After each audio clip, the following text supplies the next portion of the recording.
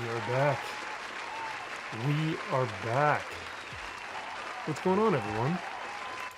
All right, we can turn that off. Hello.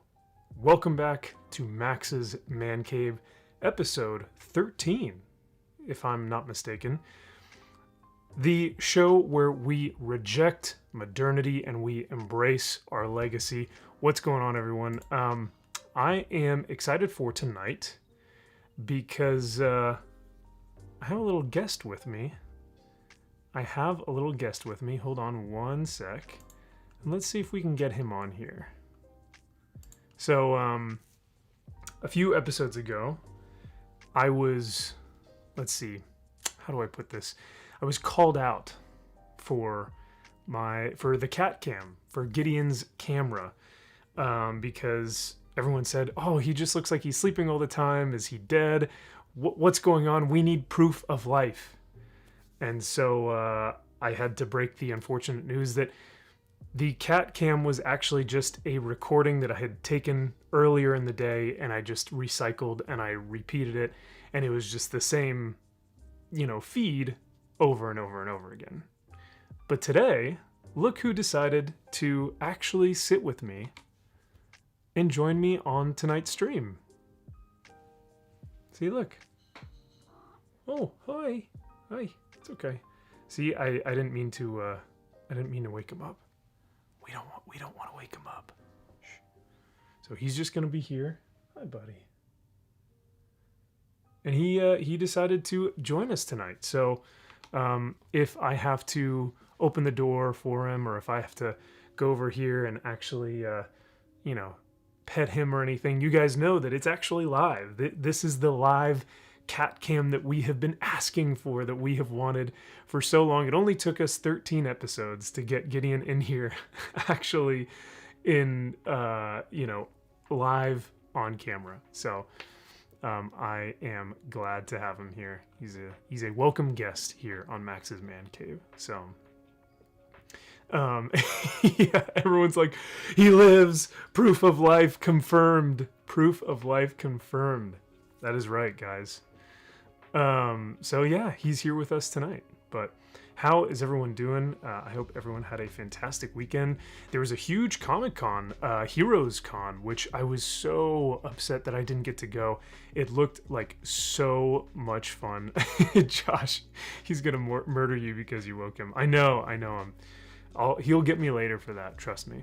But yeah, so I saw Heroes Con, and I was looking at posts and Instagram feeds and all kinds of cool stuff, and I was so jealous because there were so many cool creators there. Daniel Warren Johnson was there. Legion, I know you're in the chat as well, brother. What's going on? He had a great time. He met some incredible creatives as well, and some cool YouTubers as well, I believe. But yeah. Gideon does call me a peasant. He just looks up at me and goes, peasant. Go, put more food in my bowl, peasant. So I'm so glad to hear that Heroes Con was a blast, and that you got to go with your dad too, Legion. That's dope as hell. I love that. Really bringing in the family there, the family aspect of things. So that's rad. Before I do anything, I have to acknowledge my channel members. As always, we have Arcasul, Gunslinger 177, X11 Bravo Comics, Michael Salo, Codenomics, Al McNeil, Paul Bustle, Ken P. Oh, Ken, I always jack up your last name. I'm so sorry. Ken from Expedition Comics, Manowar 665, the neighbor of the beast, Unbearable 73, Cajun Corey Rourke, Salty Texas C, Ash Lauren, Monopoly Loser, not Monopoly, Monopoly Loser, A Trouble Green, Zax, Legion of Comics, Harley Dave, the Creative Blue Collar Guy, Joey 101, Roman of the Empire, That Tug Life, Bin Lee, Ian So Forth, Purple Valkyrie, and Dovyande Setovi Segane. Great to have you all here, and hail to everyone in the chat. I'm looking forward to tonight, of course. Like I said, for those of you just entering in, we have where'd he go? We have live footage of the man himself, the cat himself. Here he is. Here he is, folks. So we are glad to have him here live. And you know what? I don't know, I had my hat on earlier. I have no idea where it went. But I guess we're just going to run with it and do the show without it. So you guys aren't going to see me in the,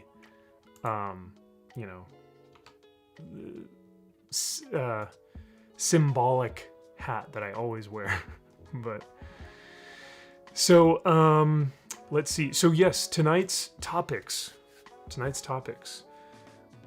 One is a little bit spicy, and the others are just kind of fun. So the first one being toxic fandom. This phrase that has probably been used within the past 5 years or so, I want to say. It's been utilized.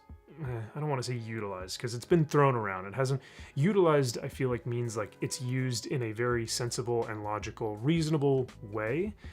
But I feel like a lot of times people can kind of throw it out there, and it can be overused or it can be misused in different ways, shapes, or forms. So we're gonna kind of look at that and delve into toxic fandom a little bit more. The next thing is a huge announcement that I just found out like an hour ago, but DC Comics will not have a booth at San Diego Comic-Con. You heard that right. DC Comics, the entirety of DC Comics, will not have their booth, or really, it's not even just a booth. It is like an entire diorama of DC gear. So they're not going to have a booth at San Diego Comic-Con. We will check out some of those articles and see like what that looks like. And then we have the next kind of that rolls right into that, which is saving the comic book industry and what that looks like in a kind of like recession period of time, and how we could potentially combat that, or how we can what ways there are to potentially save it, and what's actually kind of taking away from the industry. So we'll look at that, and then once we go through those topics, I would love it if I could get the chat's help tonight to see if we can start creating some emojis for the channel. So while I'm live, I want you guys to be able to use custom emojis for the Max's Man Cave live stream specifically. So what we'll do is we will start designing and coming up with ideas for those emojis and what that is going to look like.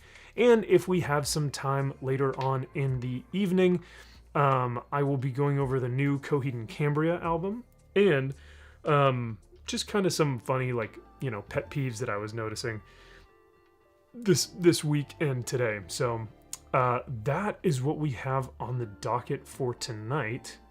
So once again, I really appreciate everyone being here, and I'm excited to talk about the stuff that we got going on. Let me, I'm going to put on a quick intermission, and I'm going to run and make sure that the door is not locked so that Gideon can actually get out if he needs to, because as you guys can see, he's just sleeping. He doesn't even know that I'm here. However, if he does want to get out, we do, yeah, we're gonna get some Gideon emojis for sure, and Silky's emojis, that's for sure. So, but yeah, if he needs to get up and get out, I'm just gonna make sure that my door is unlocked. So while I do that, I'm going to play just one of my favorite, clips or whatnot, what have you, because it's just, I love it. Even though we're not doing Legendary Heroes this week, I'm just going to play the clip so you guys can have something. I'll be right back.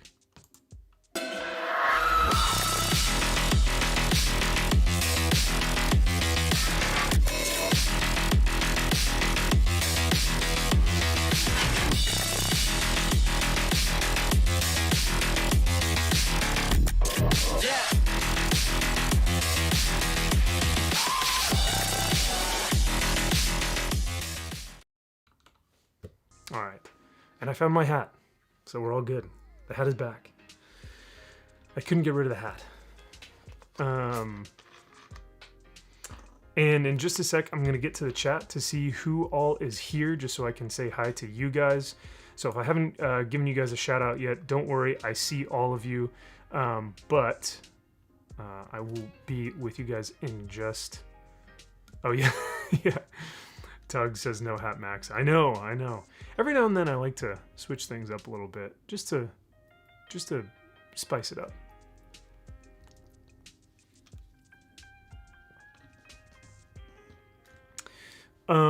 Okay, so, oh, you know what? And before, so kind of on the topic of toxic fandom and like delving into that, because that's our first topic for tonight. Obviously, that's in the title of the video. But tomorrow, I'm going to be releasing a 12-minute video on that subject alone. It's called,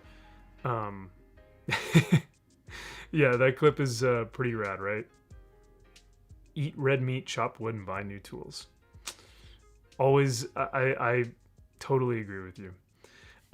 Yes, Jared, thank you so much, man. Toxic fandoms, they exist on both sides. Absolutely. And I think, so this video that, I think what this video tomorrow is going to do is it's going to give a bit of an understanding of like where it stemmed from, because I'm going to essentially drop two different scenarios. One that is fans and how those relationships tend to be called toxic, you know, these fans versus these fans, in which the video I refer to them as fan X and fan Z. So fan X and fan Z and what that dynamic looks like. And then the second scenario, which is going to be corporations and fandoms and what that looks like. So you've got like the first scenario, which is fan X, which happens to be like the classic trope of, you've heard the like trope of the guys who say that comics have never been political or comics have been fine, there's been nothing wrong with them. But then fan Z comes in, the second group of fans that say, well, actually comics have always been political, but we need to change this, and that, or fix this and that, because we need more of this certain thing. Now, agree with whichever fandom you want to agree with. I'm just going to pose this scenario. And then the second scenario being the corporations versus the fans. You've got your Amazons, your Disneys, your Paramounts. And essentially what that looks like is the disingenuous arguments that are had between corporations and fans, being that corporations will say that, hey, your concerns aren't actually real concerns. They're just toxic, or they're hateful, or they're bigoted, or what have you, right? Hey, look at that. We have Josh McDonald. Welcome to the Templar level, my friend. Dude, Josh, thank you so much. That is awesome. I appreciate that. And welcome to the oh, I almost said the shield wall, but you're a Templar, which means that you get to join me in the Great Crusade, my friend. So for that, I shall give you this. Strength and honor. Strength and honor. What we doing live? Echoes in eternity. Strength and honor, my friend. Thank you, Josh. That was very, very kind of you, brother. I got to meet Josh in person. I got to hug him. I got to wrap my arms around him, and, you know, we didn't kiss or anything, but I did get to hug him. So, Josh, great to see you, man, and thank you again for the membership. And for $5 from Salty Texas C, he says, nothing but love, brother. Oh, and Silkies. You can't forget the Silkies. Salty, thank you for the 5, brother. That is very, very kind of you. And for that, I shall give you this.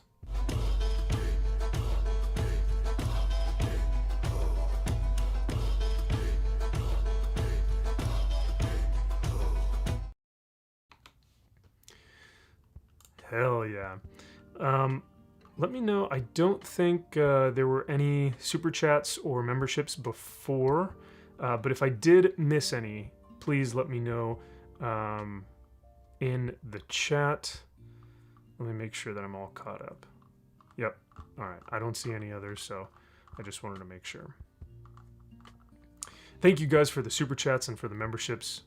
Always, always love seeing you guys do that, because it goes right back into the show. Right back into the show. So, yeah. No kissing, unfortunately. Sad face. But lots of hugs, for sure. Lots of hugs. Other than that, so here's the thing. I get really excited about this stuff because I really put a lot of thought into the video, and I wanted to make sure that I was stern with what I was saying, but also I wanted to pose it in like a reasonable manner so that people could understand kind of where I'm coming from. Because if I were to just kind of rage farm and yell and, move my hands, no one's really going to listen to that, right? And so I wanted to be able to give a better understanding of this whole toxic fandom thing, like I said, where it stemmed from and how we can combat that. So in this video, which like I said, it drops tomorrow, so guys, be on the lookout. This is my,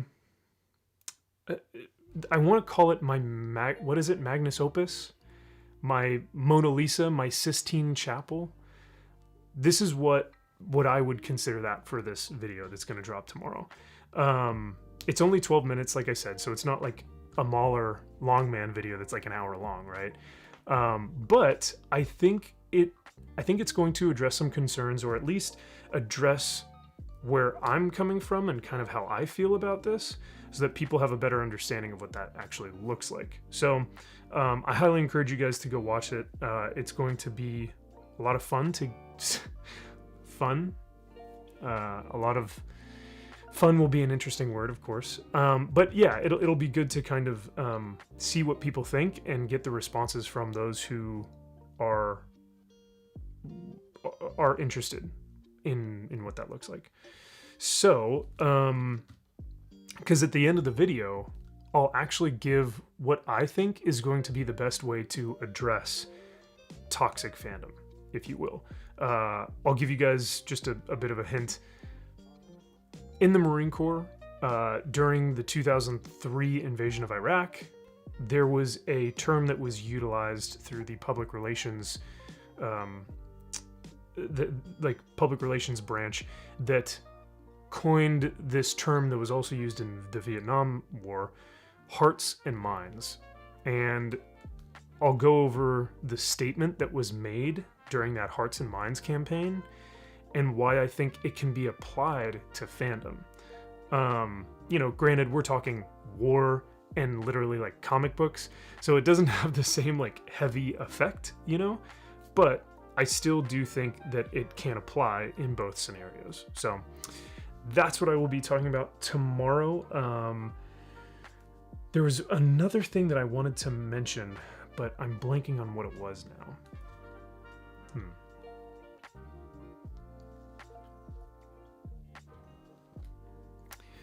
Oh, that's what it was. The video in itself is not like edited to the extreme. Like, I haven't been editing for hours. It doesn't have like all these great after effects and post-production, what have you. So in that regard, this video is not perfectly, made. But I think what I'm saying, I think the actual content, the source of what it is that I'm talking about, I think that's why it means so much to me, because the term toxic fandom has been thrown around for such a long time. I've really wanted to kind of collect my thoughts on it and go, okay, what does this really mean, right? So, I don't know. That's just my take. I'm excited to see the response, and yeah, it'll be very interesting to get the feedback on it for sure. So let's check the chat. Let's see what you guys have to say and see how everyone has been doing. Zach's mission accomplished? ? Because a knife hand can fix a lot of problems. Dude, for real, right? A knife hand can correct almost anything in the Marine Corps or in any military branch. I'd like the cat to be in the video wearing a helmet. he can be in the video. Here he is. But I don't think I'll get a helmet on him. You would not be happy about that. So, oh, bud. Yeah. Yeah, no helmet for Gideon, unfortunately. Thank you, Salty. Yeah, make sure you guys hit that like button.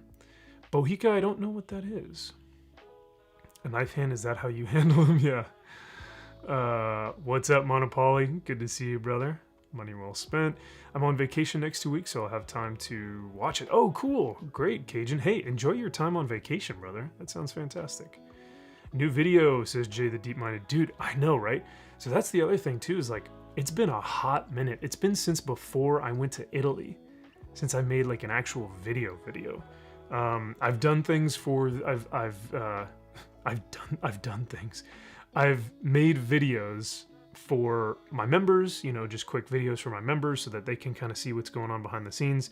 And I've also, just kind of done the Max's Man Cave live streams, but an actual like source of content. It's been a hot minute since I've done that. So it'll be good to actually do a video, have it published and sent out to the masses to see what you guys think.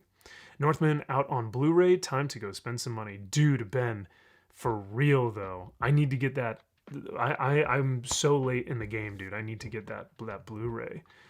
Turn them notifications on. Thank you, Rachel. Great to see you, by the way, Rachel. Always a pleasure.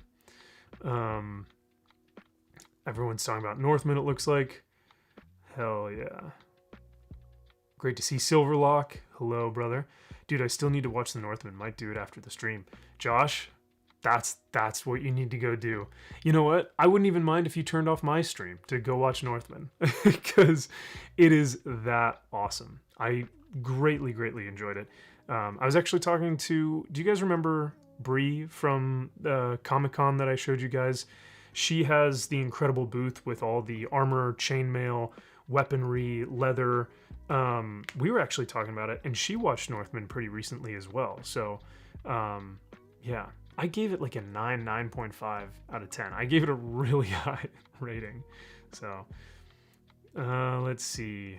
Max is a hugger. That I am. I say there's nothing wrong with using a political theme to make a good, compelling story, but to show a clear agenda isn't fun. Absolutely, Jaden. And that goes for both sides. You know what I mean? Like, I am a Christian man, but I don't necessarily need or want like heavy Christian elements in a comic book, because that kind of like if there can be some symbolism there, and I think that's fine, but it has to always be a subplot, or it always has to be kind of in the background to the main overarching story. And too many times I think that the political themes tend to overshadow the rest of the story now. Whereas, sure, there might have, or I know there are political comics and political commentary that have been in comics before, but it's always been something that has been subtle, nuanced, and it's been symbolic. There has been some sort of symbology? Is that the correct word? I'm blanking. Symbolism. There's always been symbolism. A new Templar has risen. Hail, Templar. Hail to you, Harley. It's always good to see another Templar riding with us on the Great Crusade. Toxic fans are just passionate fans most of the time that dislike a franchise direction. Oh, a Tieo? I don't know if I'm pronouncing that correctly, but my friend, thank you for being in the chat. And you know what? I really agree with you on this one, man. Because some people could say toxic fandom is fans that have loved a property to a fault to where they've actually destroyed it. But a fan that loves something so much would never want to see their thing destroyed, and that's why they're fighting for it. They're fighting against something that they think might be attacking it or ruining it. So I like what you say here are just passionate fans that dislike a franchise direction, because those are legitimate concerns that fans have had, right? I mean, fans from the beginning of time have always had these conversations of, okay, who's better, Superman or Batman? Who wins in a fight, Superman and Batman, right? that is a great conversation, and a lot of people disagree. But it allows your mind to start getting into this creative mode, where you can start not rationalizing, but creating new storylines or creating new modalities of how these two would fight in a comic book that makes it interesting. So I think that's a great way to say it, OITAO, and thank you for your input. Let's see. Let's go down here. Let's see what you guys have been saying. Oh, Clinton says finally done with work. Great to hear that, Clinton. I'm glad to hear you're off, brother. What up, Code? What is going on? Untamable, I know you're making dinner. I think I saw you making dinner earlier, or you said that you were doing that in the chat or something, so hopefully dinner's good tonight. Brubaker's Captain America run was a great case of telling a good story and supplanting in political commentary without sacrificing the character's story and lore. Dude, Brubaker's run was just beautiful. Beautiful. I haven't read it in a while. I need to reread it. I think Henry Cavill said something like that in an interview about fans. That would make sense. Henry tends to be on the side of, like, passionate fans. So, you know, because, I mean, he's playing Superman. He's literally playing the most iconic figure in superhero / like pop culture lore. So of course he kind of has to come at it from a standpoint of, I'm going to have my interpretation, but I'm going to hopefully get the essence, the core of who the character is, right? And so he has to understand that there are going to be fans that just won't appreciate that iteration of it. But he's still going to try and respect it as much as he possibly can, and I respect Henry for that. So anyone else recreate the symbolism scene from Boondock Saints when he said symbology? That's what was going through my head, Code. No lie. Because, what's his name? Willem Dafoe is like, symbolism. You have to get the symbolism. And the guy's like, oh yeah, symbology. Either would have worked. Thank you, Tad. I appreciate that. Fellow Christian, I'm right there with you. Cool. There needs to be nuance to political themes as well, and preferably a commentary that touches on the pro and cons of both sides. Absolutely, Josh. You know, because comics should make you think, right? I mean, they should be able to, like, you should walk away from a book, if it is meant to be more political or more thought-provoking, you should close the book, you should put it down, and you should start immediately thinking and going, that's so interesting. That's such an interesting topic, or that's such an interesting dynamic. I want to look more into this, or I want to know more about this, or I wonder what this would have, what the outcome would have been if this were to happen. So you get to thinking more. And I think that, like you're saying, with these political themes, a commentary that touches on both sides allows you to do that, because then you can see which side is, you know, without taking a side. You get to think about that. The reader, it puts the hands, or it puts the power in the hands of the reader, which is what good writers do, which is what good authors do. But a lot of writers aren't as talented, and so they have to kind of supplant that by putting in their own ideology and thinking that it's profound, or thinking that it has some sort of deeper meaning, when it's just really, hey, I'm just telling you what I believe, and if you don't believe that, then you're bad or you're toxic, you know? So, great point, Josh. Oh, did I miss something already? Man, chat, you guys are going nuts tonight. I love it. I love it. Dinner is potatoes and meat, either chicken or ham. Okay. Uploading class lesson, working on some art. Oh, cool. Nice, Rachel. Well, I look forward to seeing the art later, maybe on Instagram or something. Brubaker in general, pretty damn good. I agree. It was always the King Kong versus Godzilla argument. Yeah, hell yeah. Godzilla would wipe the floor with King Kong. Ooh, see? Shield Wall, you know, I don't know enough about either one, so I don't know if I could definitively say which one I think would win. But that's another good conversation. All right, I think we're all caught up here. Haven't read the Frasier trilogy. Aggressively relaxing. I just think it sounds insane to say comics used to be this. There are so many creators doing so many different things throughout the history of the medium. Aggressively relaxing. Thank you for being in the chat. I haven't seen you before, but welcome. It does sound, it's very broad, right? For me to have this blanket statement of like comics have always been this way. That is such a wide spanning, like, dude, comics in general. Like, okay, we could talk about Golden Age, Silver Age, Bronze Age, Modern Age. We could talk about magazines. We could talk about portfolios. We could talk about comics and newspapers. Are we talking direct edition, newsstand edition? Like, there are so many different comics out there that to broadly say that, yeah, all comics have just been always political is a wild statement. And it's an assertion that is just, it's not warranted. I think I could come to the conclusion that there have been some comics that have been more political. Like, that's more of an understanding comment, right? But to say that all comics across the world have just always been this way, it's very, very rash thinking. Nerdporial, what's up, dude? Good to see you, Nerdporial. Kenobi is the greatest show ever made. Oh, dude. Get out of here, man. I actually was just watching Drinkers, Critical Drinkers review on that.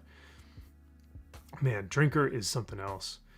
Or literally inserting themselves in the material. Absolutely. Excellent background, says Agent Decibel. Thank you, man. I appreciate that. Yeah. This is the Man Cave. Welcome. Max's Man Cave. That is here.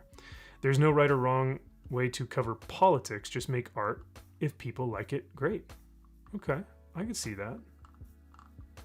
Hey, looks like Steve's here. What's going on, Steve? You jumped on me. Hey there, everyone. How are we all doing? I'm doing well, Steve. I hope you are doing well also. Let's see. Okay. I think I might have missed... Hey, we have Zax that says, Max, Top Gun Maverick or the Northman? Go. For 2 months at the Spartan level. Thank you, Zax, for being a member, my friend. Dude, always good seeing you in here. And that is a great question. But unfortunately, Zax, one I cannot answer, for I have not seen Top Gun Maverick. I know, admonish me. I'm awful. I'm so sorry that I still have not seen Top Gun Maverick, but... just because the setting, I still would probably have to go Northman.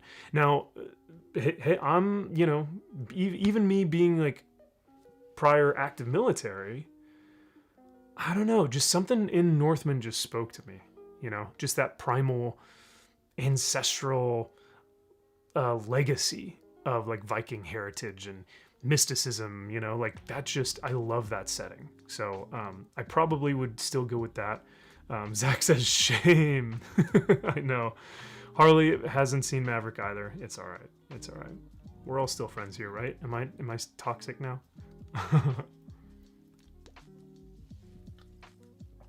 Oh, Josh, don't you be calling me out too, man. Come on. Uh-oh, now I'm canceled.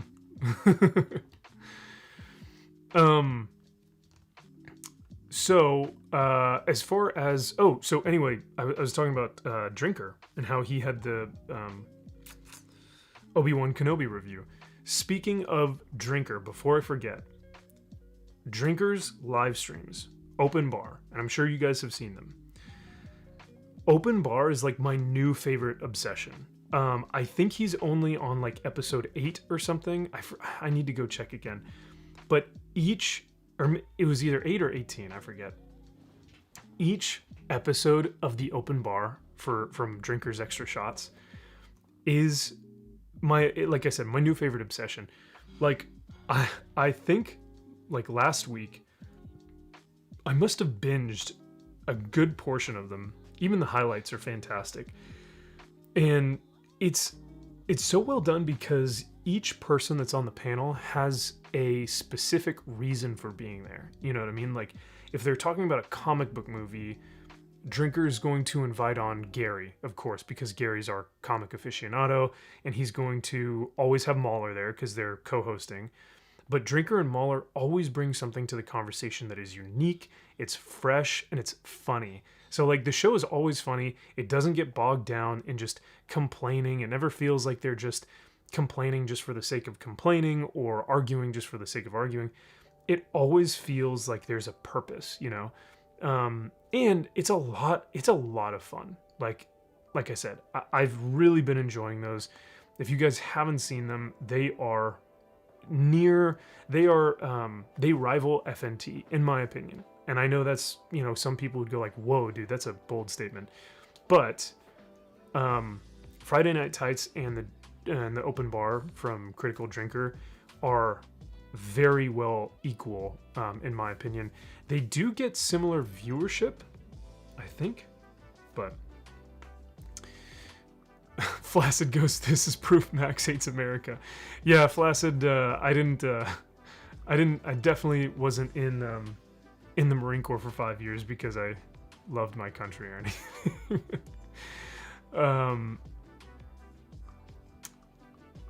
Let's see. By the way, Flaccid, hitting 2K, dude. Hell yeah. Congratulations, man. I mean, like I said, your thumbnails blow me away. But hey, that's what sitting in a COC will do to you in Kuwait for 7 months or 6 months or whatnot. So once you got that time on your hands, it makes sense. Top Gun Maverick is better than the original. Wow. Cajun throwing some fire out there. All right. I can never watch Open Bar because it's always on during work. Oh, bummer. I'm sorry, Monopoly. Primal, Ancestral, and Barking Like a Dog. You young pup. Yeah. Bark like a dog is what Willem Dafoe says. Great scene. Yeah. It's a bold statement, but like I said, Zax is more patriotic than Max. Oh my God, Flaccid.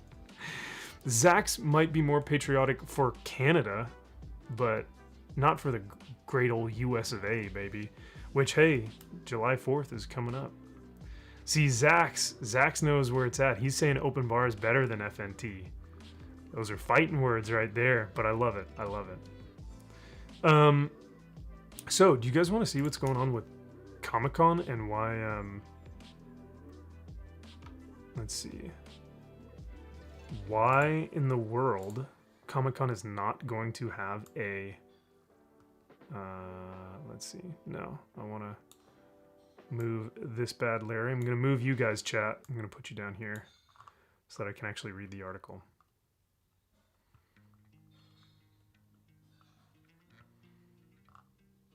So this is from the Hollywood Reporter. Essentially what it says is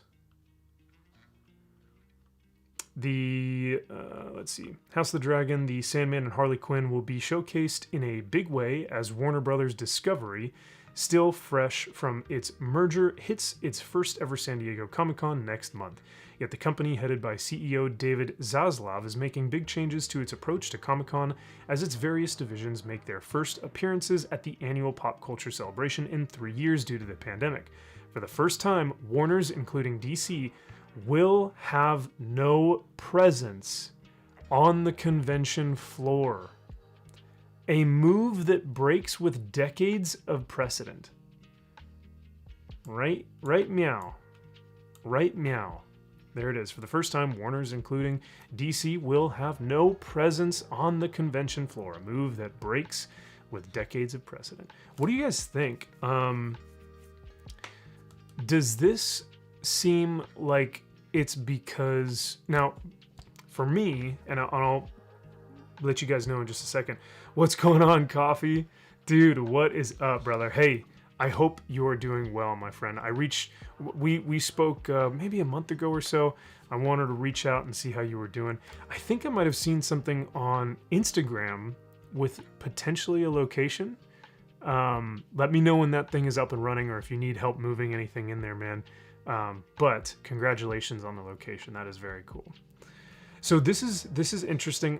I want to know what you guys think, why this may be. For me, and I think what the article states, is that Zaslav, which if you guys don't know, he's the new CEO of this merger between Warner Brothers and Discovery, which DC falls into that Warner Brothers category, Zaslav is trying to save $3 billion for the company. I think it was something like that. There's another one in here that talks about that.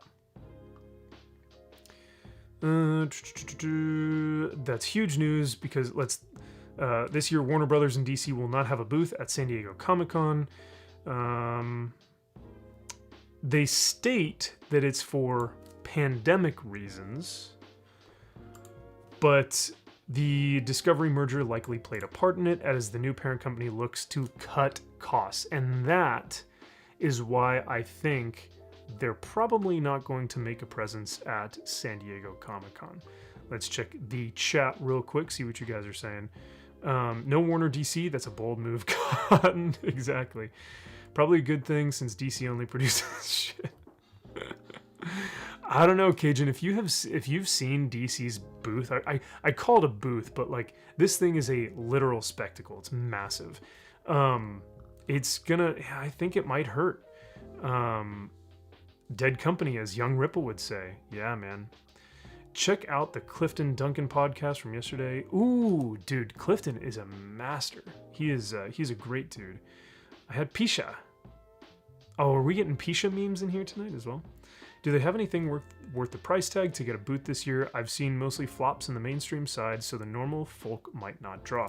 Well, so Clinton, the thing with comics is that their biggest draw right now is Batman. For DC, their biggest seller is Batman, which is good, but it also is a hindrance because all their other comics are kind of falling by the wayside because of the fact that Batman is so popular. It takes like the top 10 titles and then everything else like falls behind that. I did a video on it a couple months ago talking about how, you know, in the sales breakdown of what DC is selling, it's like 80 to 90% Batman or something. So other than Batman, it's tough to sell these comics and get them off the shelves. So you have that. And then the other thing you have is the fact that the movies will pretty much sell themselves.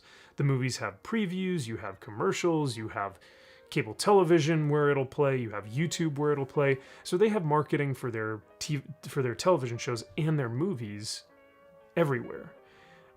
So they don't really need Comic-Con to promote that, you know what I mean? They had the actors and the costumes and stuff like that at the booth, but for the most part, on the media side of things, other than comic books, they don't really need to promote it as much as they would a comic book, because a lot of people just aren't reading comics now. Josh says, it's wild, I always liked the huge DC booth. Yeah, right, Josh? That's the thing. Uh-oh. Wait, hang on a second. Guys, is Gideon up? Get it. Gideon. Uh-oh. What did we do? Did we wake him up? What, buddy? Who's there?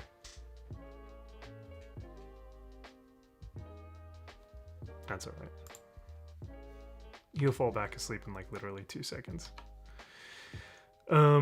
Coffee says, I got the location and I'm getting it set up now. Thanks, man. Sweet, dude. Oh, that is excellent news. Excellent news. Couldn't be more happy for you, man. That's cool. I've never been to a Comic-Con in my life, or any con actually. Very shy in front of people. Not a problem, Jaden. Cons are huge, man. It's tough. It really is tough. For someone who is getting used to being in large crowds again, it is tough. I will say that.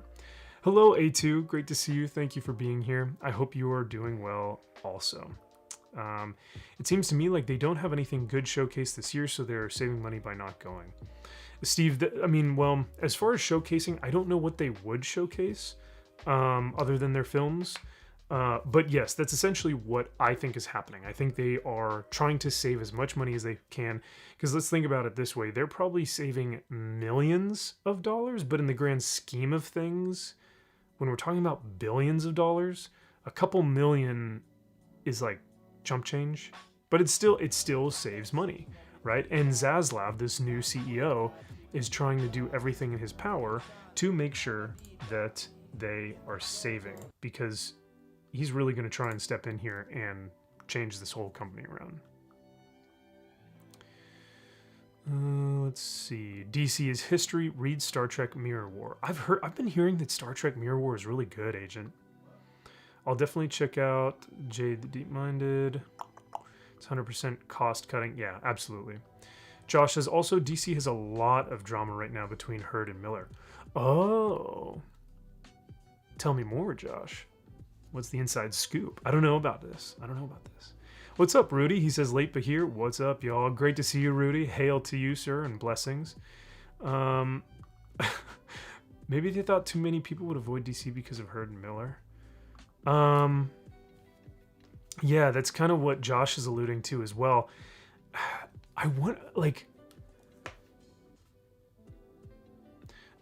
could you imagine having those two, I don't want to say ruining, but severely scouring the name of DC Comics because they're in your films, you know, and they have that label attached to them. Same thing with the Marine Corps. It's like, if you go out in town and you get caught by the police doing something bad, and they go, you know, what's your job? What do you do? Like, where are we bringing you back to? And the kid goes, oh, well, I'm a Marine. Like, I'm on this Marine Corps base or something. Dude, you are in a world of hurt, because now if the news or media picks that up, big headline says, United States Marine caught in DUI or whatever it is. It's always United States Marine does this thing. And so because of those two, like you guys have been saying, it's now DC movie stars, DC heroes do this, or DC hero Miller, or DC whatever, Aqua Woman in this court case. So it always starts with that title, and that might hurt them for sure. I'm a normie when it comes to comics, but I watch Ripa's videos every day, and most of DC and Marvel are shit. It's way too much Batman. Exactly, Josh. Way too much. They also can't show off the Flash movie because Ezra is batshit. Yeah, man. Dude, Ezra is off the chain. Guys, if you want a good video kind of recapping everything that's been going on with Miller right now, go watch Quarter Black's video. By far the best video I've seen to date about everything. He goes through step by step, occurrence by occurrence of what has been going on with Miller. It's incredible, man. That dude is like, because at first it was like, oh, maybe he's just off the chains a little bit, but now he's like hurting people, and now he's on the loose, and now it's getting dark. Now it's getting real dark. They're hurting big time and need to fix things before putting more money into their current crap. Maybe they feel like they're somehow taking revenge on the toxicity by not attending. Well, Harley, yeah, the taking revenge on the toxicity by not attending. I do know that there are going to most likely be, because there were people in Dallas that didn't show up that I think didn't want to be there because there weren't COVID restrictions, or because there were other people that were going to be there. I know that there were people saying that they weren't going to go because Gina Carano was there. I know Kevin Smith didn't show up. I don't know if that was the reason or not, but you do have people that will say, like on Twitter, well, if this person's there, I'm not going to be there. I don't think DC would be thinking that. I think this is strictly financial, but you never know. How long will Batman be able to hold them over? They will suck on that teat until it is dry, my friend. Sadly, I do understand, and that is what I meant by the question. I would be at the Batman booth, not DC. They dissolve themselves down to one main brand moneymaker. Yeah. Awesome one says Cat Cave. Exactly. Girl Iris saw Gideon on the monitor and she jumped up to see him. Oh, that's so sweet. Is Iris your puppy or your cat? Gideon's Cat Cave. He just lets Max use it from time to time. Soul Assassin says, hey, MVP in chat. What up, Soul? Dude, I like that avatar. Is that Bungholio? Is that Beavis and Butthead Bungholio? Amber Heard and Ezra Miller, you don't know about that? Oh, yeah. So I thought you knew more about that, Josh. I thought there was like more breaking news or something. So that's why I was like, oh, tell me more. I bet Zaslav doesn't trust his current employees, period. Dude, Zax, that is a huge one. I mean, think about head coaches that go into brand new football teams, right? A head coach that takes over a football team basically fires everyone else below him and brings his employees, brings his staff into the fold because he trusts those people. He knows how to work with those people. So I see it every single time. It happened to me in high school. We changed coaches, like head coaches, twice. So we saw an entire revamp, an entire recast, if you will, of an entire staff, all these new employees, all these new coaches, because I think that's what head coaches have to do. They trust those people. They work with them very well. And I think Zaslav hasn't done that yet, but he may soon if he can't trust the current employees. But that's a great take, Zach. Thank you. Yeah, Josh says, Zach, you're probably right there as well. I think Warner and DC want and need time along with saving money. Josh, that's the big thing, is that, like, dude, money right now is so tight for everyone. Mirror War is dope. Coffee, that's what I hear, man. I hear Mirror War is really rad. Never really been into DC. I have some stuff, but generally meh. Ezra's giving Waco vibes. The recent news about him. Dude, Soul, for real, dude. That's why I said it's getting dark. Let's see. Jaden says, I'm going to go to sleep. Good night. Jaden, have a great night, dude. Get some sleep. Thank you for being here. All right. Are we caught up? Didn't Jim Lee show up hours late to his signing in Dallas?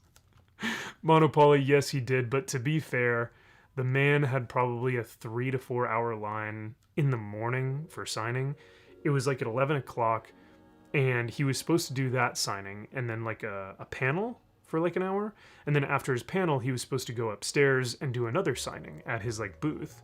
But both went over time, and so he showed up late to the evening one. So his booth was just empty for a good like couple hours or so. But Iris is my cat. Oh. Yeah, Monopoly, exactly. I liked these bags until I saw the new Supergirl. Oh, whoa. I did not even see that. Yo, they do have the new Supergirl on there. And where the heck is Superman? Bruh. Batman's in the back, but they have Shazam, the new Supergirl, Black Adam, and Aquaman. Like, front and center. Wow, I did not even notice that. I mean, I'm assuming it's because of the film properties, right? Like, I love this article too, because it goes, the bags though are back. You know, they're trying to like, they're trying to say, you know, hey, well, DC isn't going to have a booth at all. There's going to be no DC representation there at San Diego Comic-Con, the biggest Comic-Con of the year. But the bags are back. You know what I mean? The bag, we have bags. Cares only about DC's movie properties. Yeah, that's probably true. So yeah, that begs the question: what's going to happen with comics? Oh, Jay says my cat is watching with me. Hell yeah! Digging the Gideon content. Good. Waco vibes for real. Zach's just snitched me out. How did Zach snitch me out? What did I miss? Uh-oh. What happened?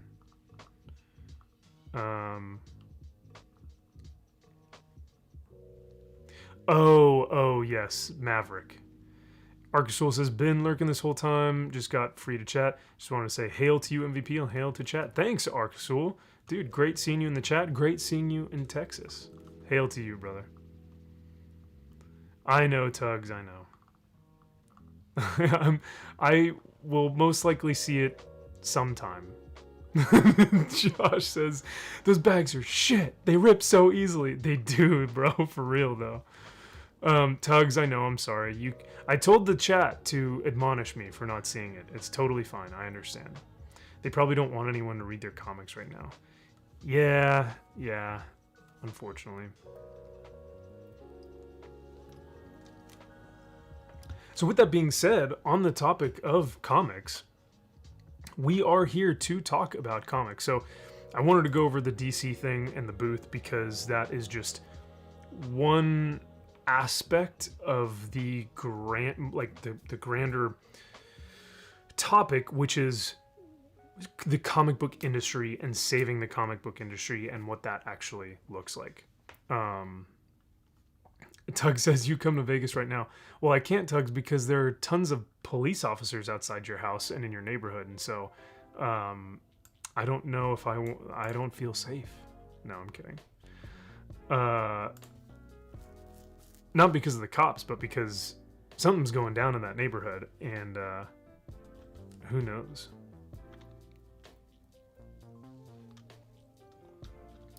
So with the... I know, yeah. Superman is literally... I'm looking at it right now. And, hold on, let me pull it back up. Let me see if I can zoom here. Sorry, guys. Because I want y'all to see this as well. Because it's like...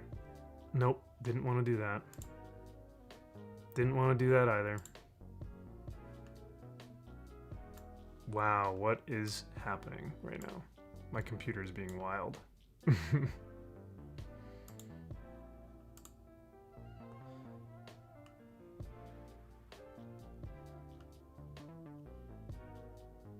There we go.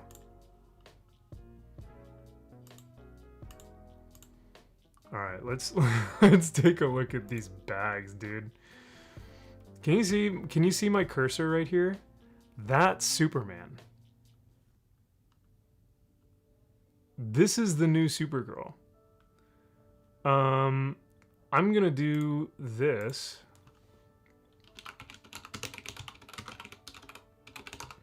And show you the real Supergirl. Which, if you guys didn't know, is Michael Turner's Supergirl. Michael Turner, the legend himself, R.I.P.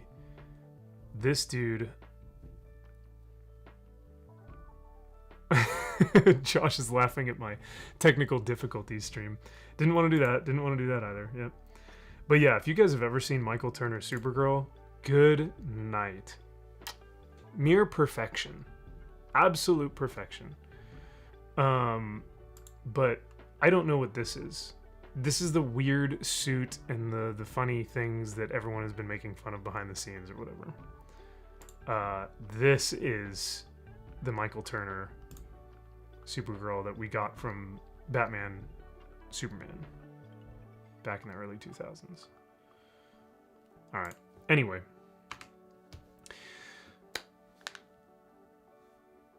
Saving the comic book industry. And what does that look like? Because of, now that we're seeing DC not showing up to San Diego Comic-Con, could that be a factor because of the comics aren't as good and so they don't trust their brand enough? No, yes and no. I think strictly for that reason, it's financial purposes with Zaslav. Transitioning into the comics industry in that world, and speaking of fiscally unstable and financially unstable, I think that now that we're seeing this big recession and this, well, not recession, but we're seeing this uptick in, gas prices, groceries, basic like amenities that we need to survive, like food, gas, water, electricity, stuff like that. Well, for some people, electricity. I guess you could say you don't need electricity. But for a lot of these things, it's rising in price. And so what I've been hearing a lot is that comic books are being sold like rampantly because so many people are selling their collections in order to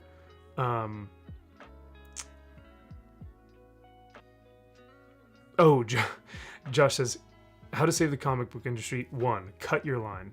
Now, do you mean cut your line like cut your subscriptions? Or cut your line with the things that you don't agree with? Because I think that if, like, for someone who says, like, say I go, you know what, hey, I really don't want to support DC, I'm going to cut my line with them. Is that kind of what you're saying? Because I don't want to support those comics. And so that's going to make people go, oh, hey, we don't have any more money left in this, so we have to do something to fix that.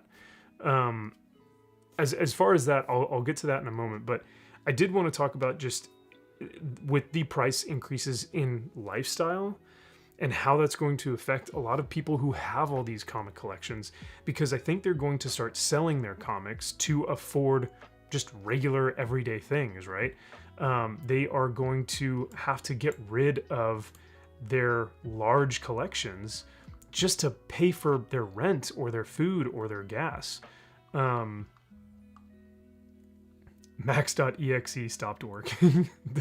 Did I like have a brain aneurysm or something while I was thinking? I do that a lot. That's okay. Oh, cut as in cut the number of books you publish. That, yes, especially Batman titles. Especially Batman titles. Cut the number of books you publish, and I think having the books that you are publishing at a cheaper price point. If we went back down to $2.99, boy, you bet your ass I would probably picking up more titles, or I would want to start looking at which titles I would want to invest in.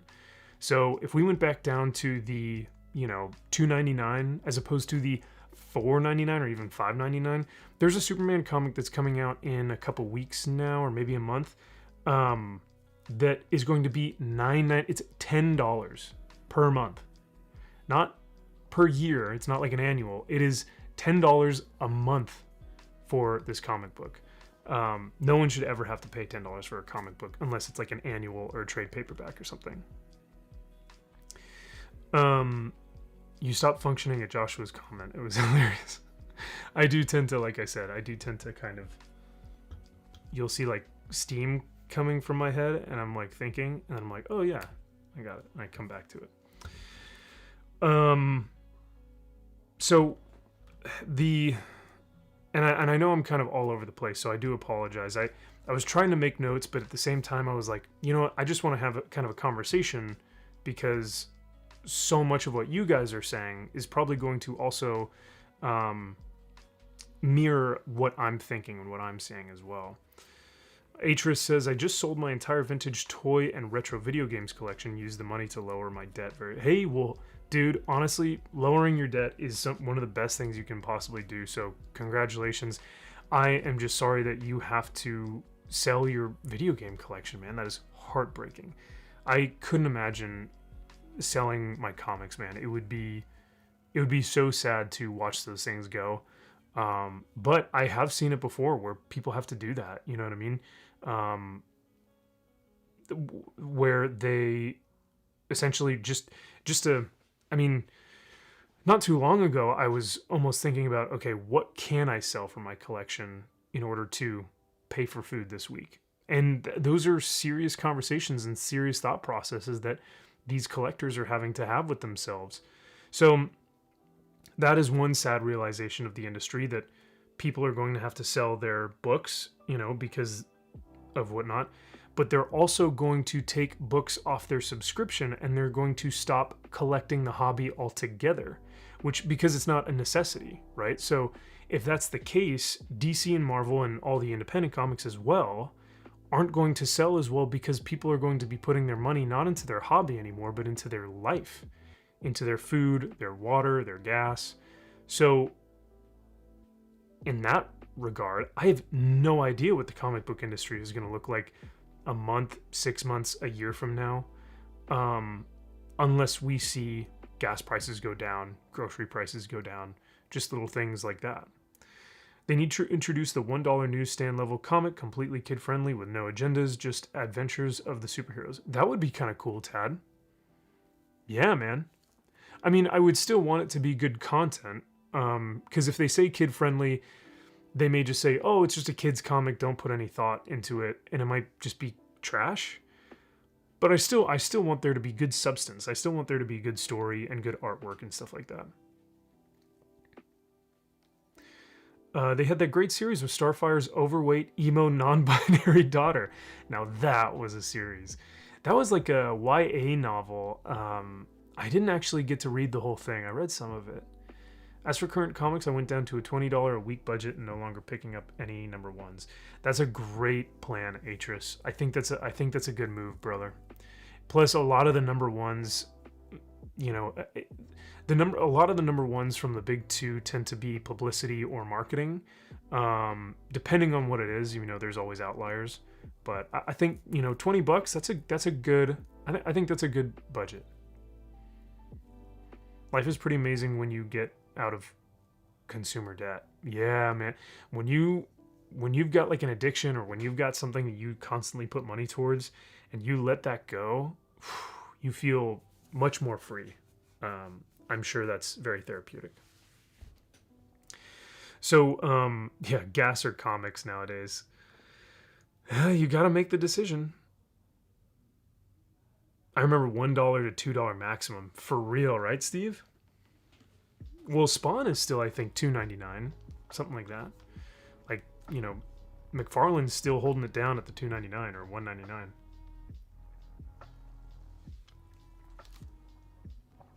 Maverick doesn't care about gas prices or your groceries.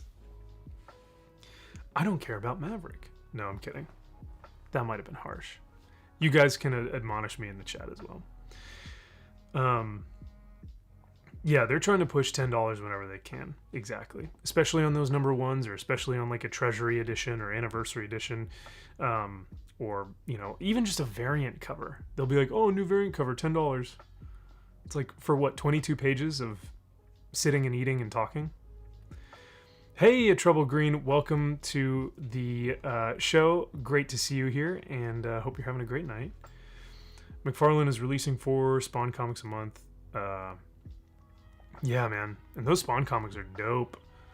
Gunslinger, Scorched, King Spawn, and regular Spawn. All really good. All very, very good. And Brett Booth on that art. Who couldn't love Brett Booth on the art? Blocked and banned, unsubbed. Wow. Just because I said something bad about Maverick. Excuse me. I don't care about Maverick. Sir, I will kick you in the front butt. Josh, I dare you. The next time I see you in person. I mean, hopefully I haven't seen Maverick by then, because then you can, you know, you can actually take me on your word or whatnot. I know I'm in trouble.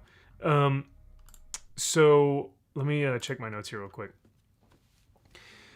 But on the financially, like we were talking about, people taking their money, putting it elsewhere, is the exact opposite of what we actually need in the comic book industry right now. Because a lot of this stuff, people will say, oh, well, it's bad storytelling, which I agree. I think there are poor writers that haven't written before or don't know how to write in the comic book medium. And so we get people who kind of drop issues, or they drop titles and they stop collecting. So it is the stories. A lot of the times people say it's agenda. I think there are a lot more left-leaning writers that tend to put that into comics, as opposed to, like we were talking about earlier, having it as subtext, or having it nuanced, or having some sort of nuance when addressing that. So that also could be it. But the overarching, the grand issue that we're seeing here is money. Because if comic books had all the money in the world, they would be hiring these like incredible artists and writers. Like, you know, they would be putting Chris Claremont on a monthly book, and it would sell like crazy. Drop their prices down to $1.99 or $2.99. Put someone like Chris Claremont on the book. Have someone like a Brett Booth or a Jim Lee or whatever, you know, illustrating, or a Mark Silvestri. Have them illustrating, and you know, you've got all the talent, you've got the price point, you've got all this great stuff, but comics don't have the money to, one, pay for those creators, and two, allow themselves to drop their comic price point by 50%. You know what I mean? So I think if comic books had the money, like if someone just invested all this money into comics and were like, hey, we're going to make some changes around here. With now that you guys have money, we're going to start hiring the people that have, you know, contributed to these fantastic stories. And we're going to go from there, and we're going to see if it works. You know, I guarantee you we'd have books selling 100,000 copies on issue 1, as opposed to 20 or 30,000 copies. So we have Snowdub Live for $5. He says, "Hey Max, hope you're having a good week. Much love." Dude, Snowdub, say hello to Snow Kid as well, and say hi to Jolly for me. What is going on, man? Thank you for being here, and I hope you're having an excellent Monday. This is for you, my friend. I'll dance with you.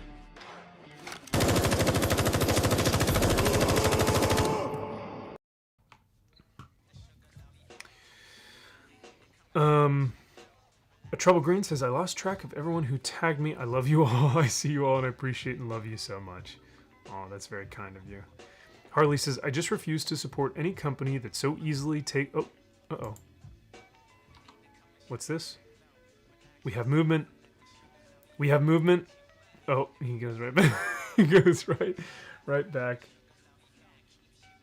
Oh, bud.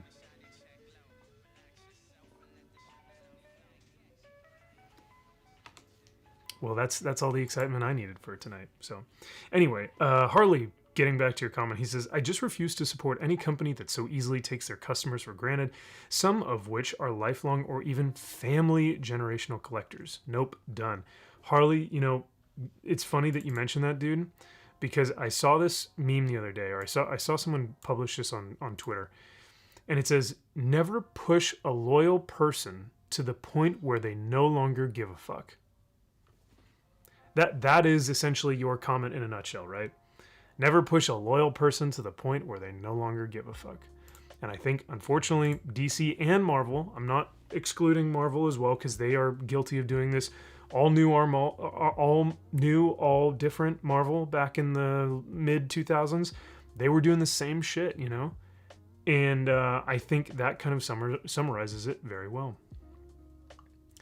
"I'm gonna need cops outside my place now." Oh God. Why? Because I haven't seen Maverick? I think that's most likely why. Tug's over here flipping tables. Yep. He is a sweet Gideon thing of floof. I'm on Tug's naughty list. Oh boy. "Don't feel bad, brother. Haven't seen Maverick either, but I have seen The Northman. Hail! I live in NOLA. I can see gay volleyball for free." Well, I was in the Marine Corps. You guys know. It's very homoerotic in the military. Also blacklisted a bunch of comic pros who were doing those jobs to give the jobs to their like-minded friends. I have heard rumors of people doing dealings where, "Hey, this person? I'm going to get you a comic book." And it's like, "You're now going to write this comic book." And it's like, they've never written for anything before, but because they're in that sphere of influence, happens all the time. It also happens in Hollywood a lot. They need to make a product people want, not product they think people should read. There you go. It's always, this is what is a big thing in movies too. People want to tell you the story they think you need to hear. Not the story not the story that you as the fan want to hear. I want to see Maverick so bad. After my move, I will go see it. They used to have that money, but they blew it. You blew it. You blew it.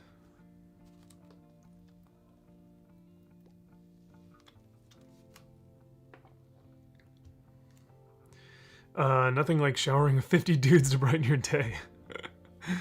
Of course, that's a great way to wake up every morning. I may end up at the bottom of Lake Mead if it is not dried up at that point. It's not difficult to run a business that treats customers respectfully and provides solutions to their needs. Not doing so is a choice. Harley, I'm actually going to mention that in my video tomorrow about that whole toxic fandom thing. I think if companies and businesses tended to be more authentic and more transparent, like transparency is number one, right? If they were to say, "Listen, we see your concerns. We know that you guys are upset and we want to rectify that. Here's what we're going to do to fix that." Or ask the fans, "What could we do to rectify that?" If not asking the fans, at least be transparent enough to say, hey, we fucked up. We fucked up. We did something that we shouldn't have, or we said something that we shouldn't have.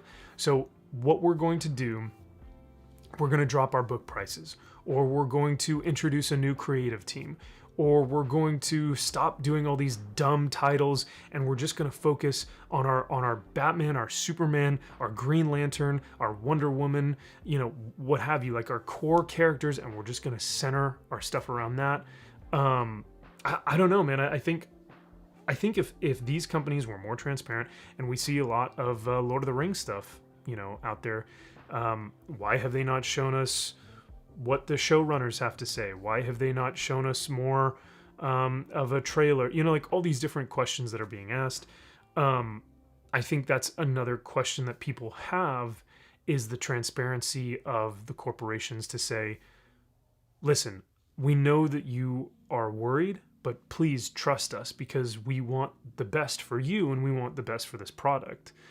But what a lot of people are saying is like, well, if you don't trust us, then you must be a bigot, or if you don't trust us, you must be toxic.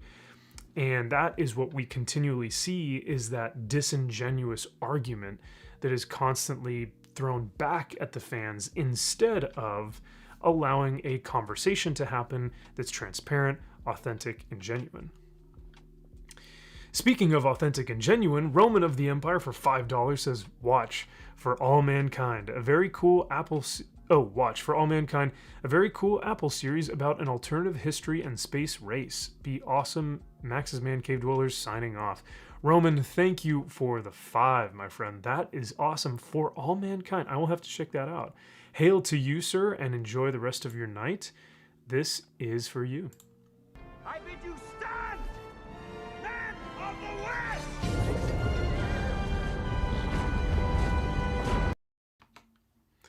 Hail, brother.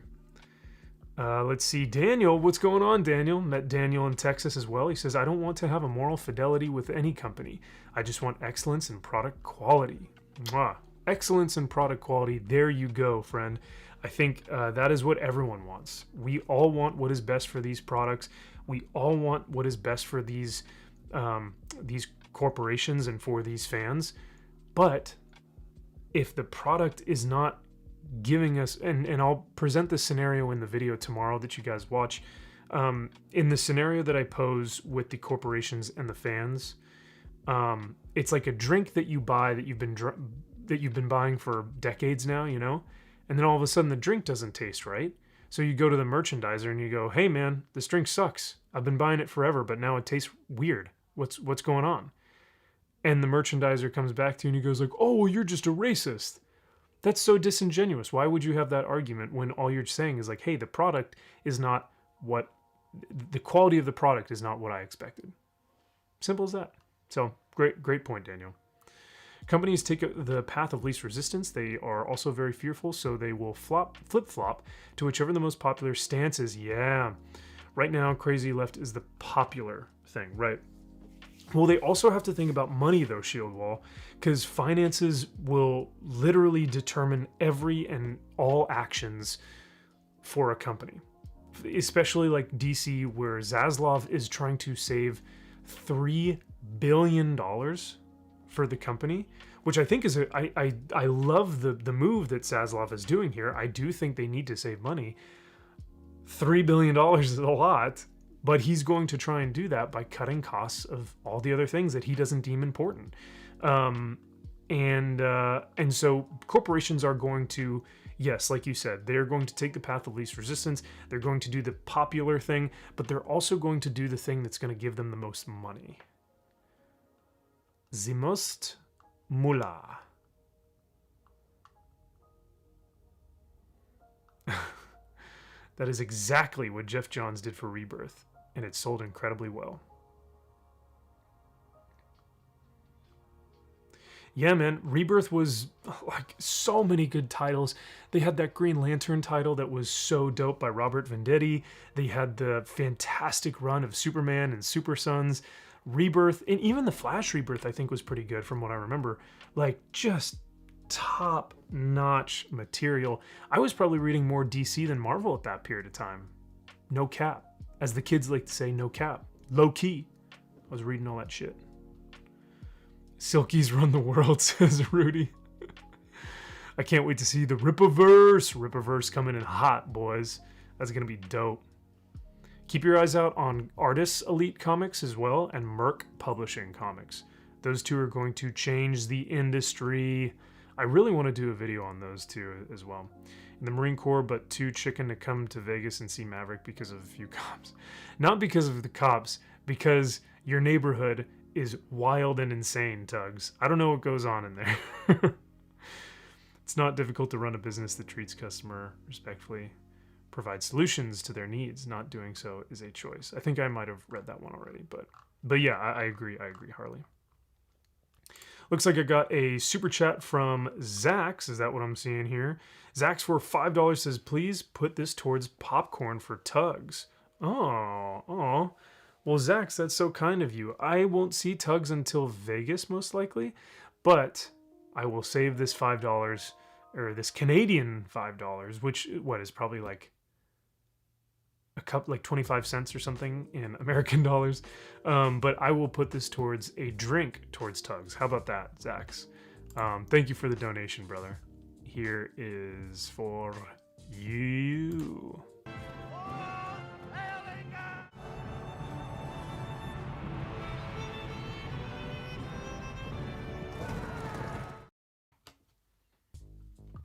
For some reason, I didn't hear that. Did you guys hear that or no?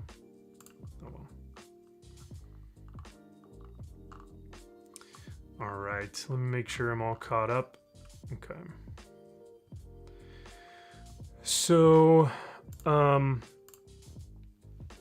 know I didn't really pose a finite solution to the comic book industry as far as saving it or what that looks like. But like I said, I just wanted to kind of have a conversation, see what you guys thought, and had to get some topics out of the way and some talking points or whatnot. But I think everything that we had talked about tonight, I think are all, whether it's finances, whether it's creative decisions, whether it's what have you, creative decisions or business decisions as far as like how they're speaking with the fans. I don't know if we will see that soon. I think things are going to get worse before they get better. I know that's not a very optimistic look at things, but just seeing where all of this is going and the ebbs and flows of the industry and of the financial climate right now, I see things getting worse before they get better. I know that sucks, and I know that sounds very pessimistic of me, but I just, I think that's where we're at right now, unfortunately. So, well, if Zaslav is making moves at DC, if Marvel is making moves in their industry, we won't see the effects of that for another few years. It's not like they're just going to snap their fingers and have another DC rebirth on their hands. It's going to take a lot of money, a lot of time, a lot of creative work. And that's why a lot of these creators and a lot of these artists and writers are going off and doing their own thing, because they can either make more money or they can do their own project and have their own characters and tell their own story. And by that time, who knows if they've scared off all their customers, right? Like if all these paying customers, oh, okay, you guys did hear it. Okay, good. It was really low though. Oh, bummer. All right. Hey, what's going on, Wicked? Great to see you, Amanda. Thank you for coming by. Always good seeing Amanda. Her streams are always fire. I always have fun watching her doing the Evil Dead streams. Those are wild. Her Mario Kart streams are a lot of fun too, but those Evil Dead streams are something else. So, great to see you again, Amanda. So yeah, I mean, at this point, once things have changed, once we have seen this big move, cultural move or whatnot, or even just financial move in the comic industry, will all of the customers have already gone on to other hobbies? Will they have gone on to other modes of putting their income into? Pokemon cards, video games, movies, will they have moved on from comic books? And at that point, are comics going to go digital? You know what I mean? Like, this conversation could go on for years, or, you know, tonight we could talk about it for hours. But there are always these, you know, there's so many different little sections of what could happen and what ifs. But, you know, overall, I think it's going to be a few years before we see anything really make an impact in the comic book industry. We have $5 from Daniel. Daniel says, I think the final turnaround will be indicated when covers have superheroes punching Supreme Court justices in the face. Spider-Man Obama cover. Oh man, Daniel. Dude, what a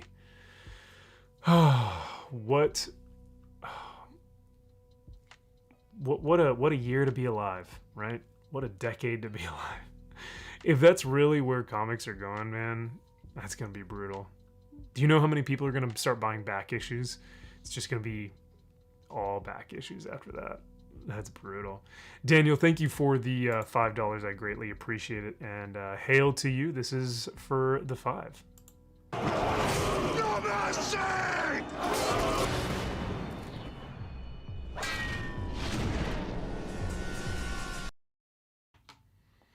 So let's not talk about the industry anymore of comic books. Let's do something fun.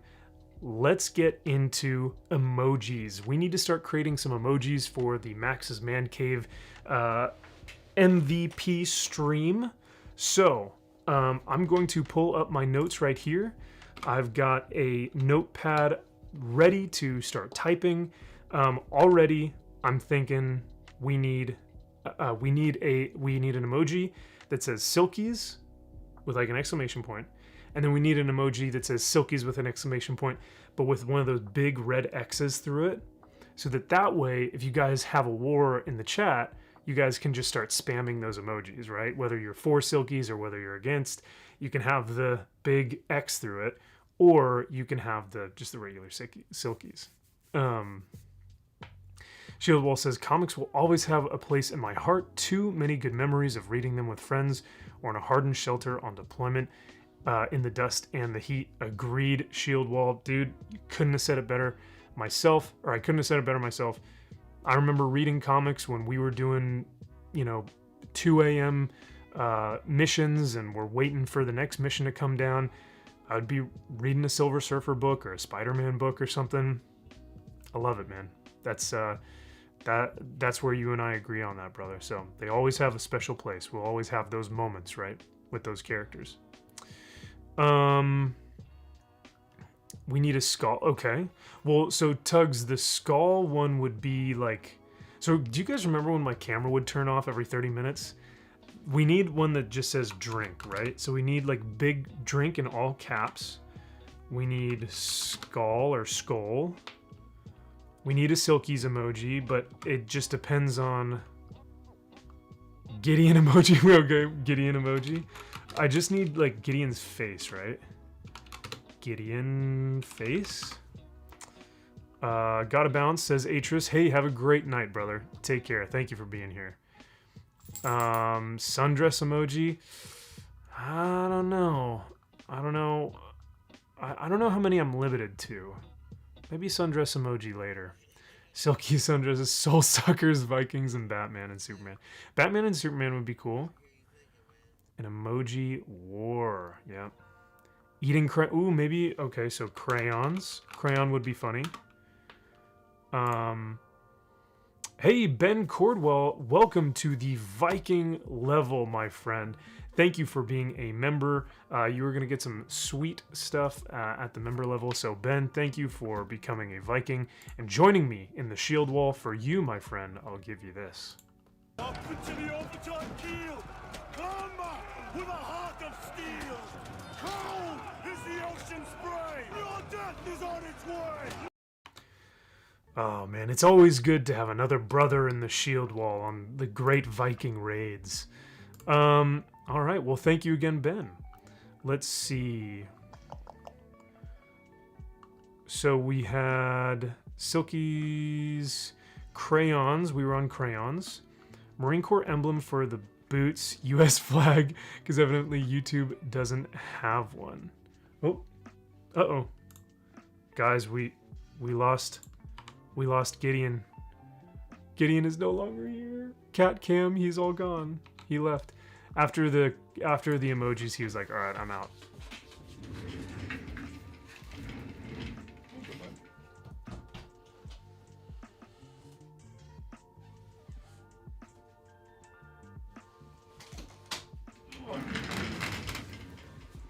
All right, we're back. Where did we leave off? Okay, Harley says... We lost Gideon. Oops. Gideon is no longer. Cat Cam, he's all gone. He left. After the emojis, he was like, alright, I'm out. Hang on a sec. We got some delay.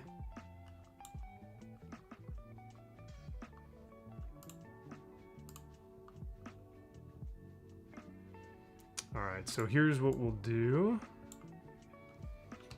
Marine Corps logo. And does it really not have an American flag logo? American flag. Warhammer 40k Templar. Well, you know what I'll do, Harley? I'll do all the helmets for members so that y'all can, like, if you're in the Viking level, you can spam Viking helmets. If you're at, Spartan or Templar, I'll just be able to put those emojis in there so you can spam those maybe. Broken camera emoji. Well, I think that's what the drink is for, you know? So like I said, when we were doing those streams early on in the Max's Man Cave days, where my camera was turning off, we'd all say drink whenever the camera would turn off. So I think drink will be that emoji. Boobs. Just boobs. That would be golden retriever puppy with Viking helmet, a trouble green. Why so random though? I've never had a golden retriever. I think you start with 4 emojis and you get more as you get more members. Oh wow, only 4 emojis, huh? Well, that might be difficult. Everyone's going, we need boobs. The fabled days of the overheating camera streams. Yep, right? Oh, so good. Those are the good old days when, back in the day, when the camera would turn off every 30 minutes and we'd all drink. Which, you know what? In honor of that, let's all take a drink, shall we?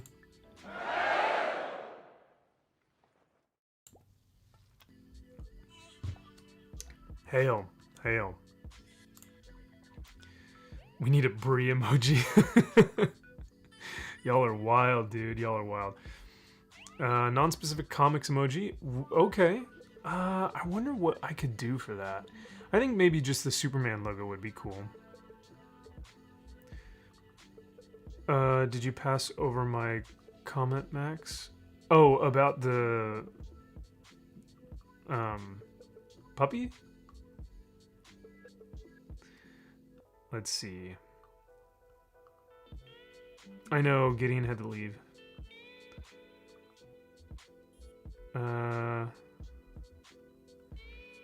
Yes, silkies, no silkies, drink, and crayons, says Harley. So that would be the 4.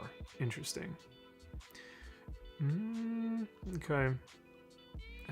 MV penis emoji. Yay, Monopoly coming in hot with that MV penis emoji. We do need that one. I forgot about that one. Okay. Sad Max from FNT panel. Ben. Oh my god, you guys are fire. Sad Max. Yes, that's right. Y'all were hilarious. So I was literally sitting at the table with Gary, Melissa, Quarter Black, and Lady Gravemaster, and Sad Max kept coming up on Twitter, and we are just dying. Like, Melissa's in tears, and Gary is making fun of me.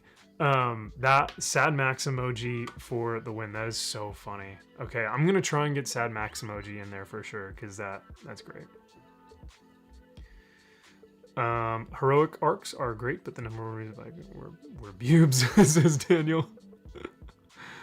MVPness coming in for the win as well. Yes, MVPness. How could I forget that? Right? Right, Josh? That was my thing. I was like, okay, we definitely need Silkies. We need Gideon. How could I forget MVPness?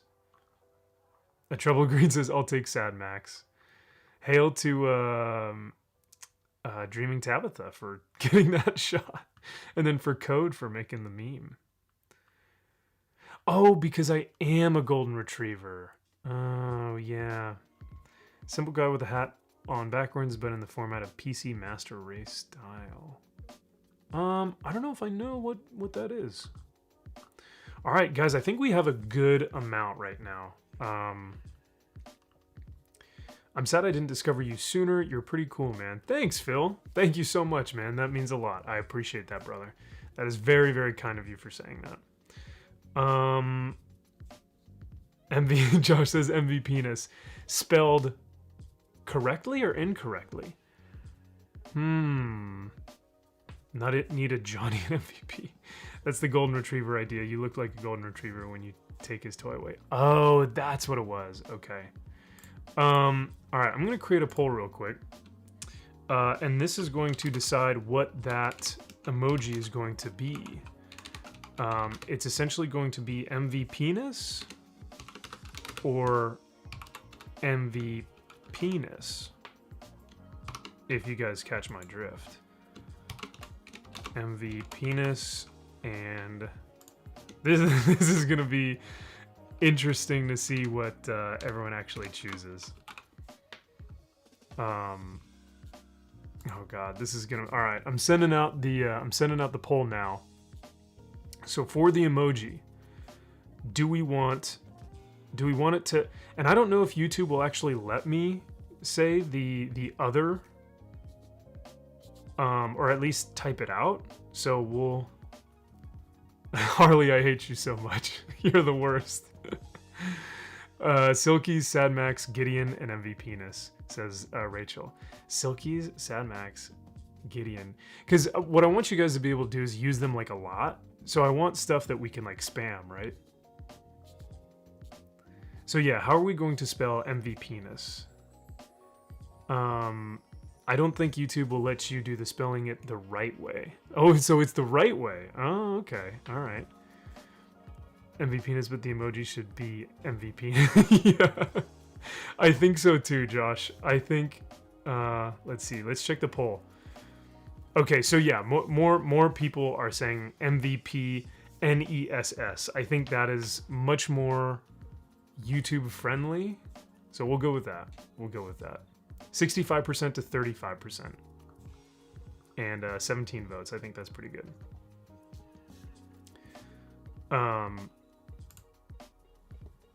Okay, so I'm going to read off what I have. So right now I have drink, Gideon, crayons, Marine Corps logo, American flag logo, or just American flag, helmets for all the members for if they want to spam their membership, MVPness, and Sad Max.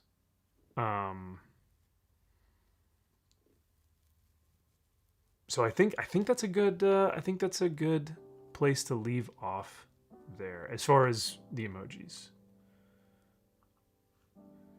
Yes, it's funnier because it's tongue-in-cheek, because you say it MVPness. So it makes sense. But yeah, we'll go with that.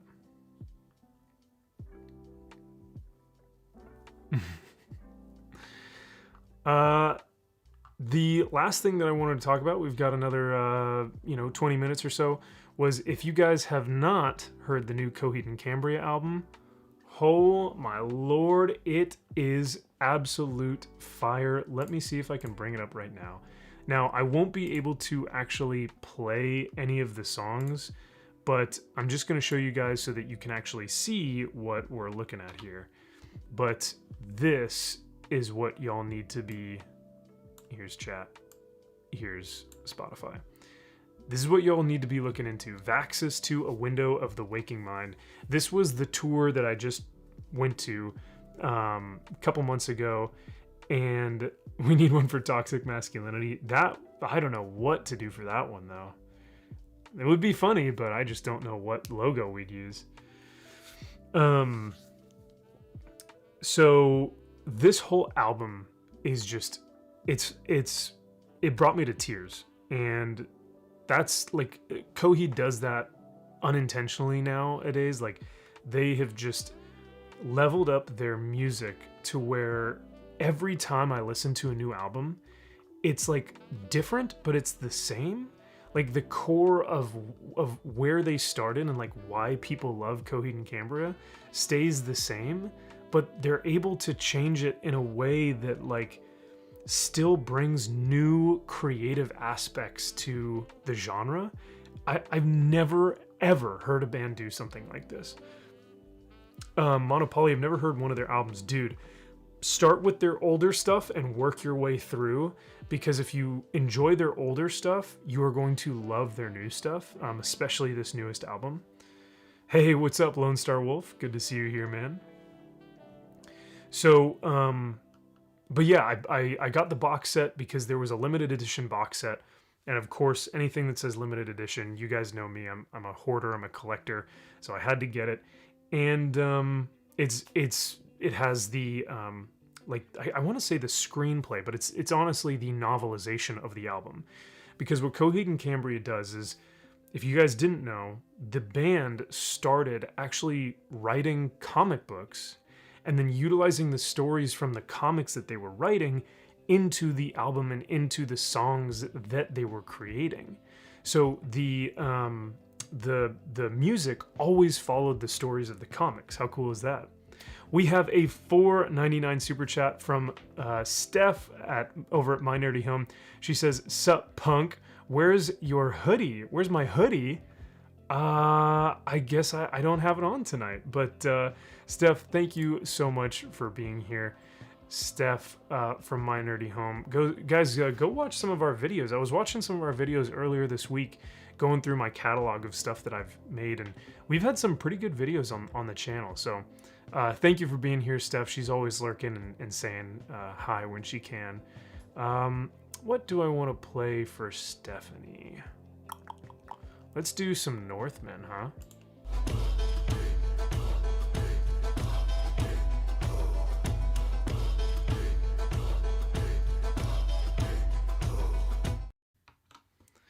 Thank you again for the super chat, Steph. That is very kind.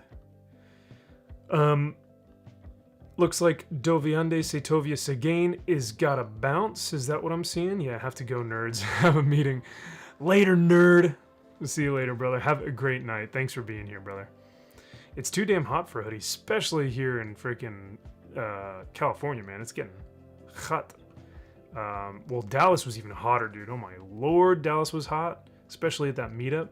Good night.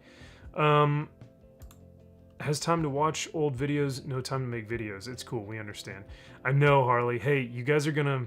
This one that's dropping tomorrow, it's literally, I got it in my YouTube account right now. It's buffering, or it's loading.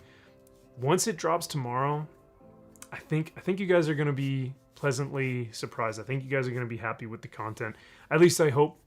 And I really hope to do more videos like that soon, because yeah, it's a heavy topic, but when you're really passionate about something, you really get involved in making that video. So it's dope. I'm looking forward to seeing what you guys think.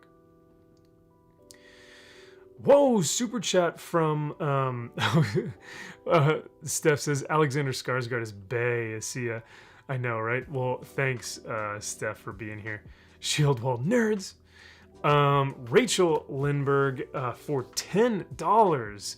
Oh my gosh. Thank you so much, Rachel. She says, happy I finally made it to a stream. Gonna take a look at this band tonight. Miss you, Gideon. Oh, I miss him too already. See what happened? Guys, he's not there anymore. He had to go probably eat dinner or go poop in his litter box or something. Rachel for $10. That is so sweet. Thank you so much for the super chat, and for that. Or should I give you an old Gideon camera?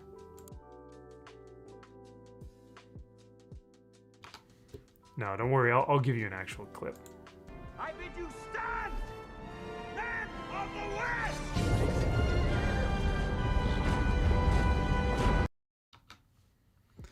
Dr. Rachel, thank you again for the $10. So let's go back to Coheed. We were in the hundreds today too. I'm saying it's almost 10 p.m. and we're still in the mid 90s. Oof, Josh, damn, bro, that sucks, man. I'm so sorry to hear that. Yeah, that's probably why I'm not wearing the hoodie right now. It's getting hot. That summertime body needs to start working its way in though, so we gotta start training. Everyone go to the gym. Everyone get your butts into the gym or onto the sidewalk so you guys can go on a run or on a hike. Go start getting that summer bod ready.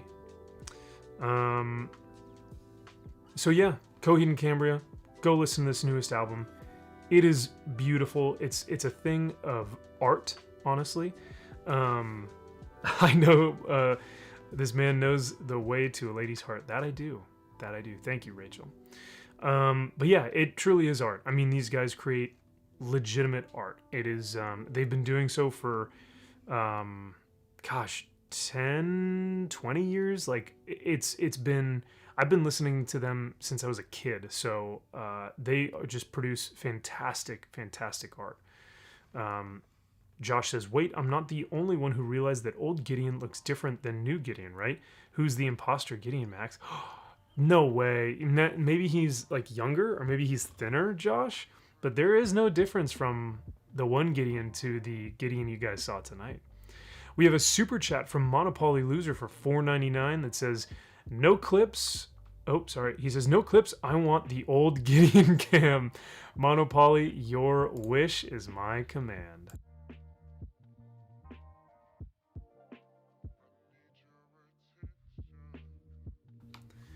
That it's so funny because that was like when he was out, like he was dead asleep. He was not moving, and I was like, okay, this is a perfect time for me to film him. So, thank you for the super chat, dude. Oh my god! And Tugs for $20. She goes, hail the MVPness. Can't wait to see you in August. We're 100% watching Maverick. Love you. Oh, thank you so much, Tugs. That is beyond kind. And I'm not even in Silkies tonight. That is very kind. Thank you for the $20 super chat. What should we play for you, Tugs? Maybe some Men in Silkies, huh? No mercy!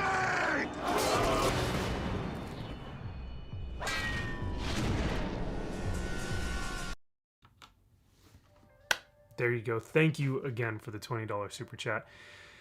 If Maverick is still in theaters, we will go see it, Tugs. I will say that. If we have time during the meetup and it's still in theaters, I'll go see it then.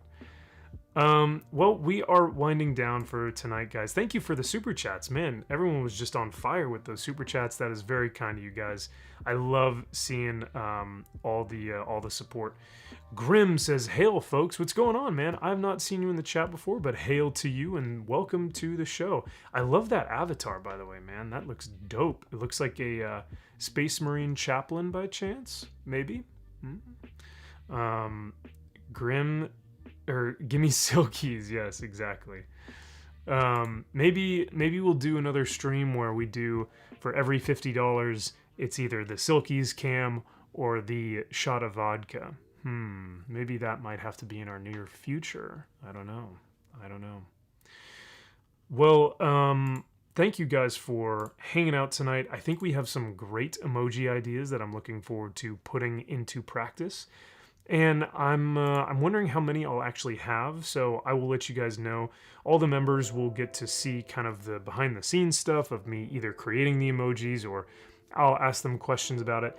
And then, yeah, I'll just keep you guys updated from there. The members also get to have a every Wednesday I do just a quick car video, 3 to 5 minutes long of comic book pickups that I picked up from the comic shop. Every Wednesday I go into my local comic book shop. I pick up all my subscriptions, and if I find anything cool, I normally share it in that video. So all the members get access to that kind of behind the scenes stuff and like photos and pictures and yeah, just life things. Doug says do both. Let's see here. Who did I miss? Waiting for Warhammer 40K clips. Yes, dude, I still need to get those.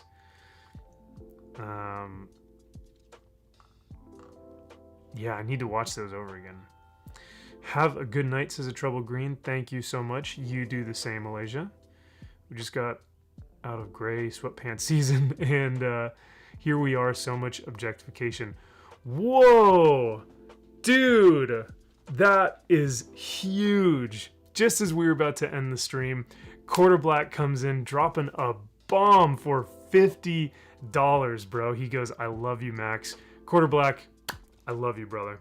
Hey, have you heard the new Coheed album, my man?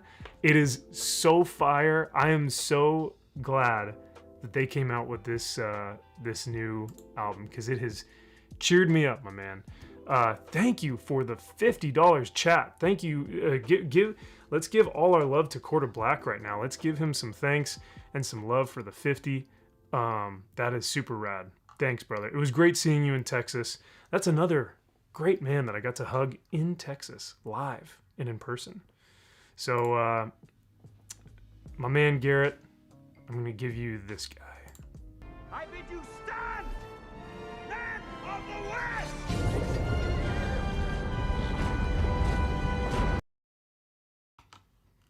Hail to you, brother. Thank you for the 50.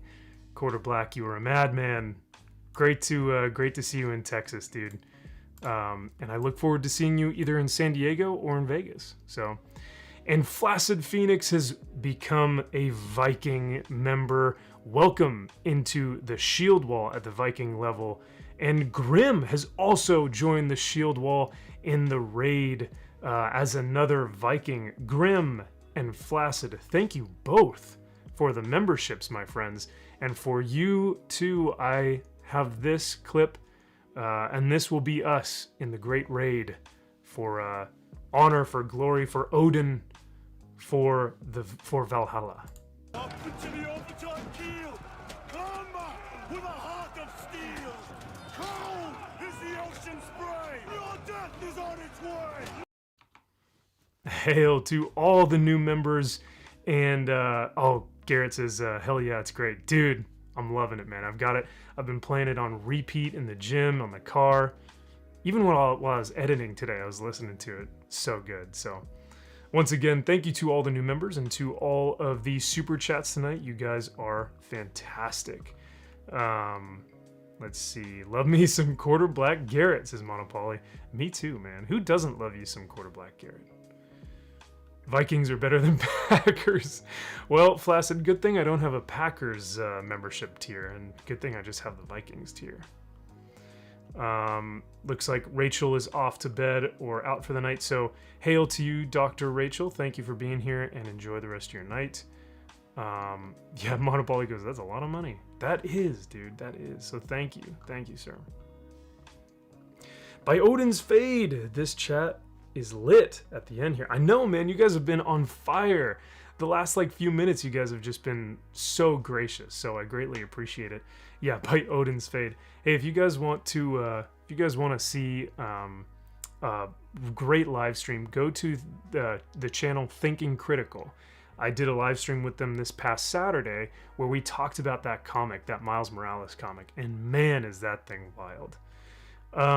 Dr. Rachel, welcome into the Shield Wall as a Shield Maiden, as a Valkyrie. Dr. Rachel, thank you for becoming a member. That is so kind of you. And for you, I will play another Viking clip. Up into the overtime keel! Combat with a heart of steel! Cold is the ocean spray! Your death is on its way! Yeah, and Rachel says, oh, she's like, I'm not gone yet. She's like, you can't get rid of me that quickly. Hail to you, Shield Maiden in the Viking Wall, Shield Wall. And Josh for $20. Guys, you are on fire. I cannot control what is going on right now. So I'm just going to keep going because y'all are fantastic. Josh says, raising a sword to all of the new members. Hail! I love that, dude. Thank you for the 20. That is so rad. That is very kind and very generous. Speaking of raising swords, we shall play this one.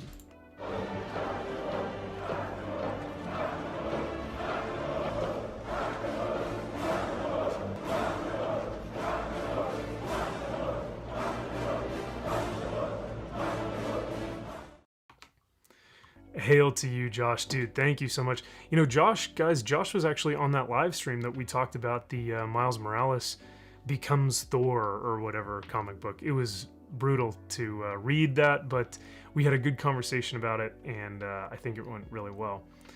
Oh my gosh, you guys are wild tonight. Daniel, welcome to the Viking level membership. Y'all, we're gonna get those emojis, right? We're gonna get all the emojis we possibly can, and we're gonna fill them with MV Penis and Silkies and Gideon and crayons and all that good stuff. It's gonna be fantastic. Excuse me. So Daniel, welcome to the Viking level. Here you go, my friend.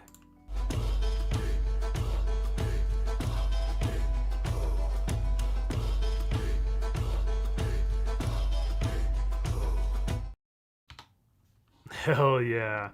Josh says, I took a drink right as you said, speaking of raising swords, and I nearly spit my water out because I have the emotional maturity of an 8-year-old.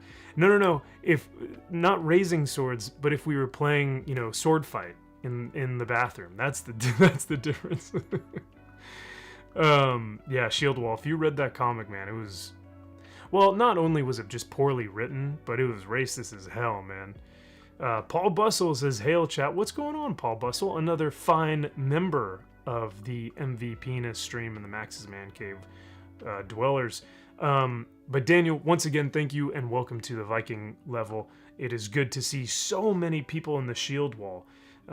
We have a whole army now of Vikings, Spartans, and Templars. So that is very kind of you guys. Yeah, we're gonna go pillage and go on a crusade and be in the Shield Wall. It's fantastic. So we're gonna get all the emojis. Max found out our plan. Yeah, right. Yeah, because that's essentially what we need, right? Because I think that's how YouTube does their emojis, is what I've been hearing. MV Penis is better than Max in every way. You know, Flaccid, I haven't seen him this stream. He hasn't poked his head into my stream tonight, which is interesting. Max, have you heard about the Action Force figures by Valaverse? They are a G.I. Joe look-alike 6-inch figure that is awesome. Steve, you know, I haven't heard about that, dude. That's super cool. I'll have to check those out. Oh, okay. We need a hail emoji too, says Josh. Hail. Yeah, I think hail will either be... Hail will take the place of skull. How about that? Or skull. Heyo, speaking of another member joining into the Shield Wall, we have Al McNeil, who's upgraded his membership to the Spartan level, and you know I got that. Great clip of our fantastic silky-wearing Spartans. No mercy!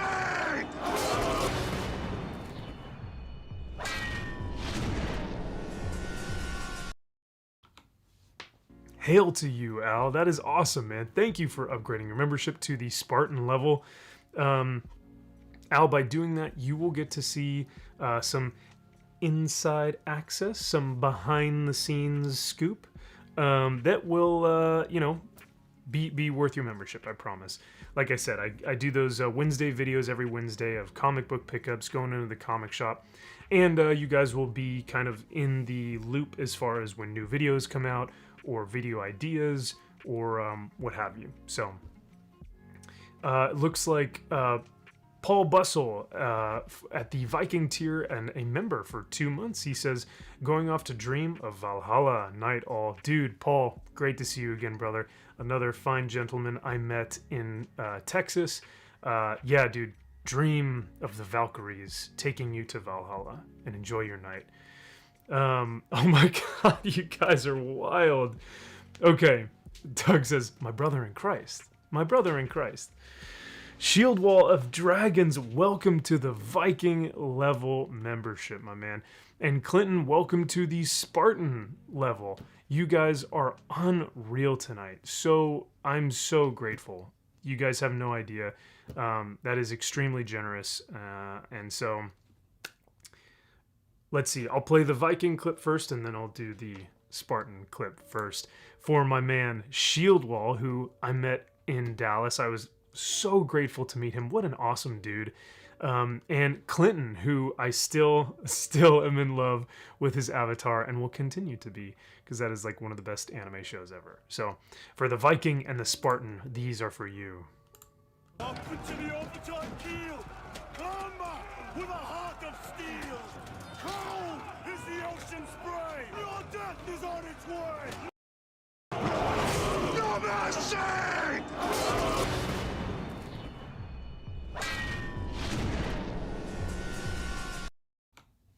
Hell yeah. You guys are amazing.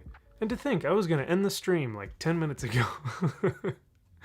But with doing that, whoa.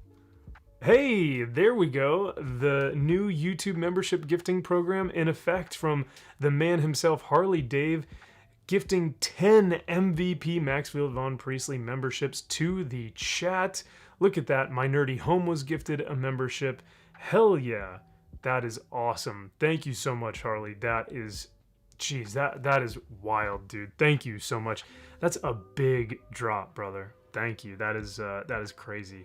We're gonna need 10 more clips, please, ma'am. Can we get the 10 more clips over at the table too?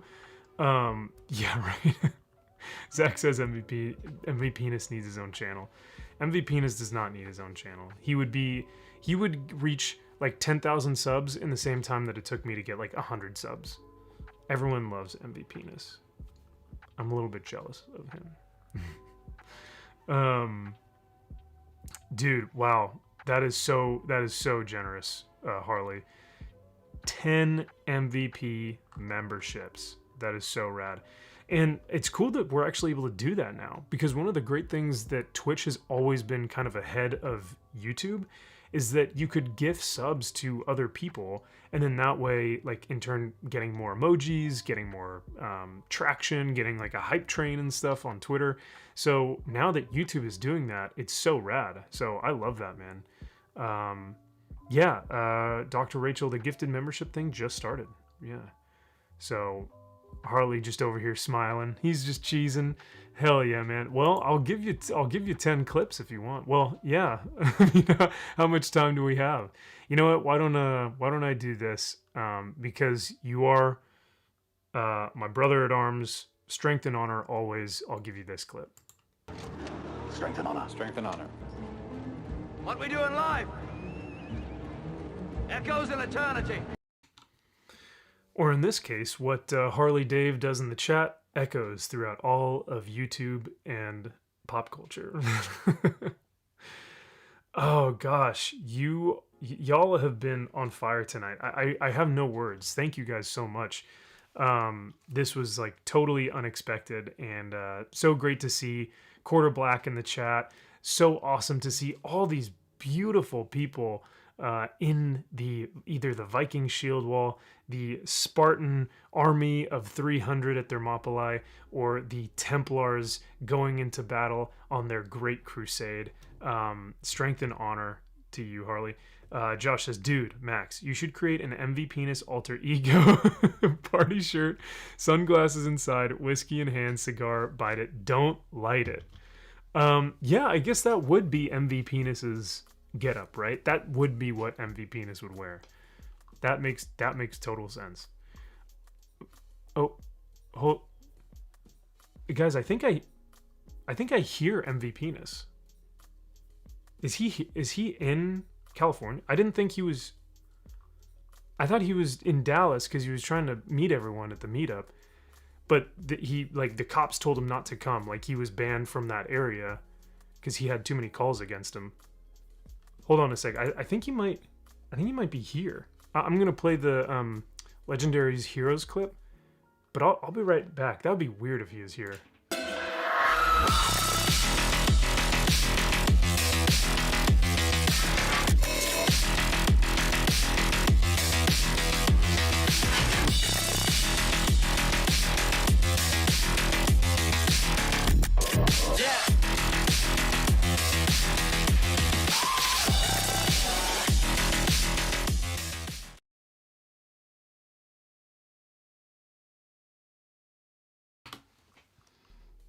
Oh, what's up, fuckers? MV Penis is here. He's taken over the stream. Unfortunately, MV Penis couldn't get his shirt on in time because Max was fighting him. So I had to, he ripped my shirt kind of in half. But I got some of it on. So that's all that counts. But I think Max bailed because that Max dude is a wimp. He doesn't deserve to have this chat. All you guys are like donating and giving him all this money and all these memberships and stuff. Why not give that to me? MV Penis, the man himself. Al McNeil says, keep up the great work, hammer down. Hail, Al. I agree. There's some great work being done here, especially by MV Penis. This guy. MV Penis, hello, we've been trying to reach you about your vehicle's extended warranty. There he is. Of course. I had to come visit this idiot. I kicked him out of his own room. I'm sure he's probably hanging out with Gideon or whatever that cat's name is. Loser. Fucking nerd. Not here. I only hang with ladies in the chat. That's what MV Penis does. Membership induced insanity. Yeah. Max cannot stand up to the masculinity of MV Penis. MV Penis in the house. Let's go, boys. Well, that's what happens when you guys donate all this money. MV Penis shows up out of nowhere. You know what? Let me see if I can. Oh, that's what happened. When I was fighting Max, he had my shirt inside out. But I fixed it now. Much better. MV Penis wins in every fight, especially against Max. Or supposedly he's the MVP or something, right?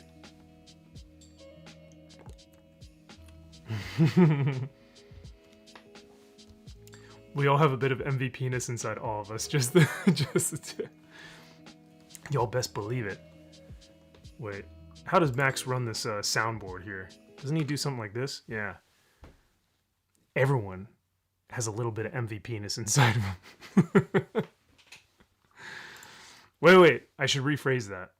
Everyone has a lot of MV Penis inside of him. That's the catchphrase. That's more like it. Yeah. MV Penis gets all the ladies, or that's what he tells himself. Wait. How can this be? Do we have another imposter in the chat? MV Penis in the chat says, I just saw Top Gun Maverick again. Max was supposed to meet me. MV Penis is the toxic masculinity. MV Penis could do some serious damage in Vegas. Shield Wall, if you're going to Vegas, you might run into MV Penis. Who knows? I'm just imagining someone stumbling into this for the first time and hearing MV Penis wins in every fight. That's true, Josh. Yeah, for people who are coming that are like just here, thank you for hanging in there with me. I love you guys. I love all of you. This is... But MV Penis wouldn't say that. MV Penis is just here for the ladies and for the chat. Hell yeah. A little MV Penis, what, hung like a tune again?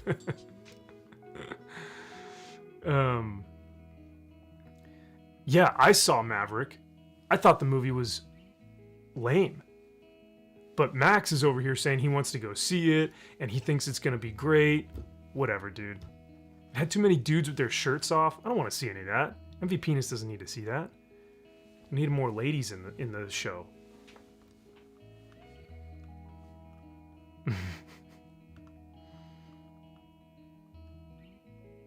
Yeah, see, I'm showing up in the chat, but I'm here. I'm all over the place. You can't get rid of me.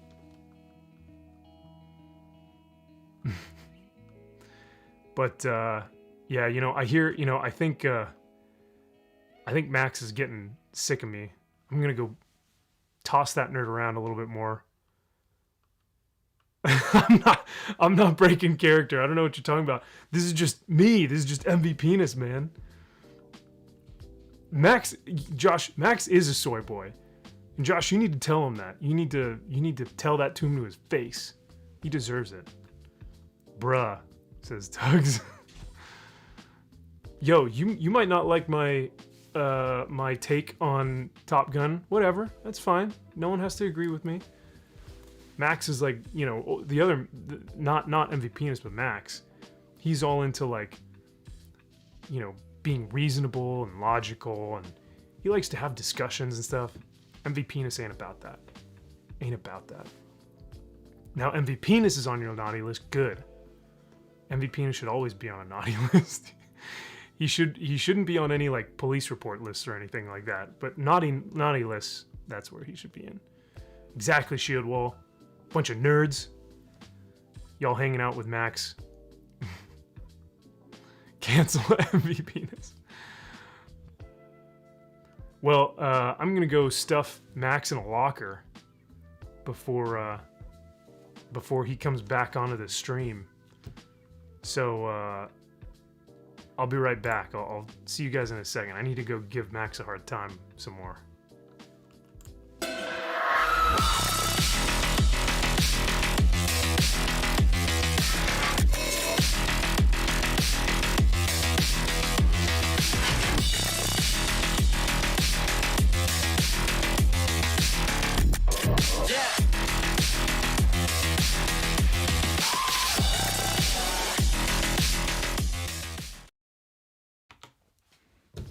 Whew.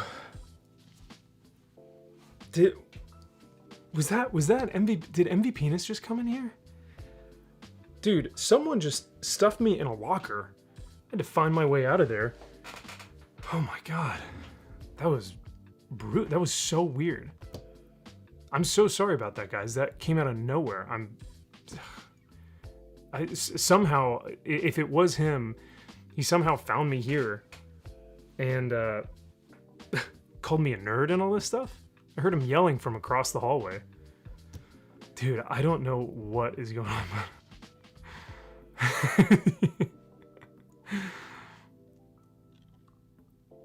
MV Penis is the naughty list. Exactly. That's what he keeps telling me. I don't know. Take it to the next level. Get your own coffee brand. All the cool kids are doing it. MV Penis blend. Ooh. Shieldwall says, nice shirt, bro. Oh, well, thank you. I do like this shirt, you know? It's not very bright. It's not, you know, it's just very simple black. I think MV Penis wears a lot of those bright colored shirts. I don't know. On a serious note, when Soy Boy Max gets back, Joe just texted me and said, comics are fucked, by the way, just an FYI. I'll get the tea and report back. Oh. Yikes. Whew. Well, Josh, keep me updated, man. That sounds bad. Bro, why do you have a locker at your home? Who says I'm at home? Who says I'm not in the studio or in like some office or something? Josh, that concerns me. That worries me a little bit. I think I saw Joe earlier in the stream. So Joe, if you're here, I'm so sorry I didn't see you earlier, but yikes, that's not good. Yeah, get back with me on that one. Did you just get stuffed by MV Penis?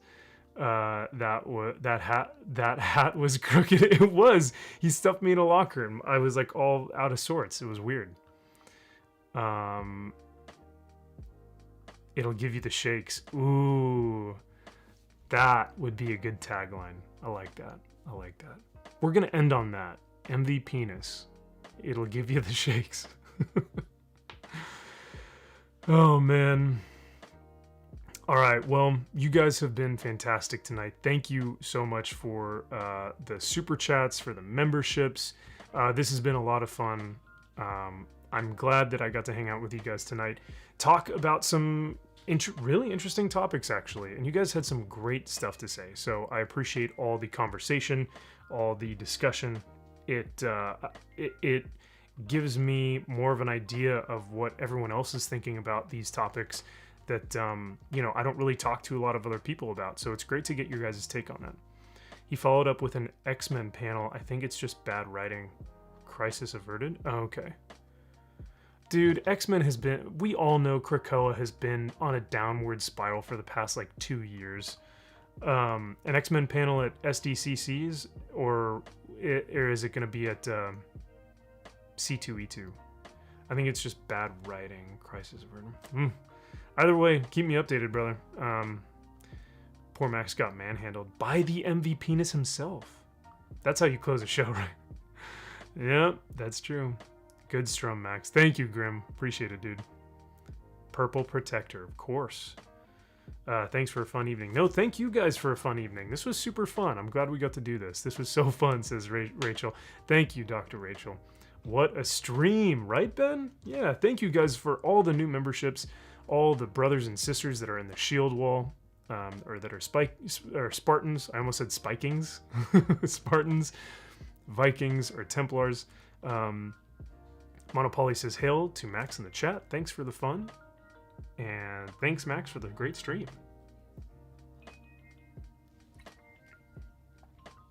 Oh, like a comic book panel, not a convention panel. Gotcha.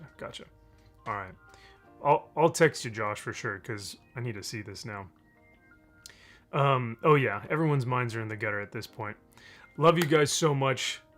I can't wait for y'all to see the video tomorrow morning. It's gonna drop 3 a.m.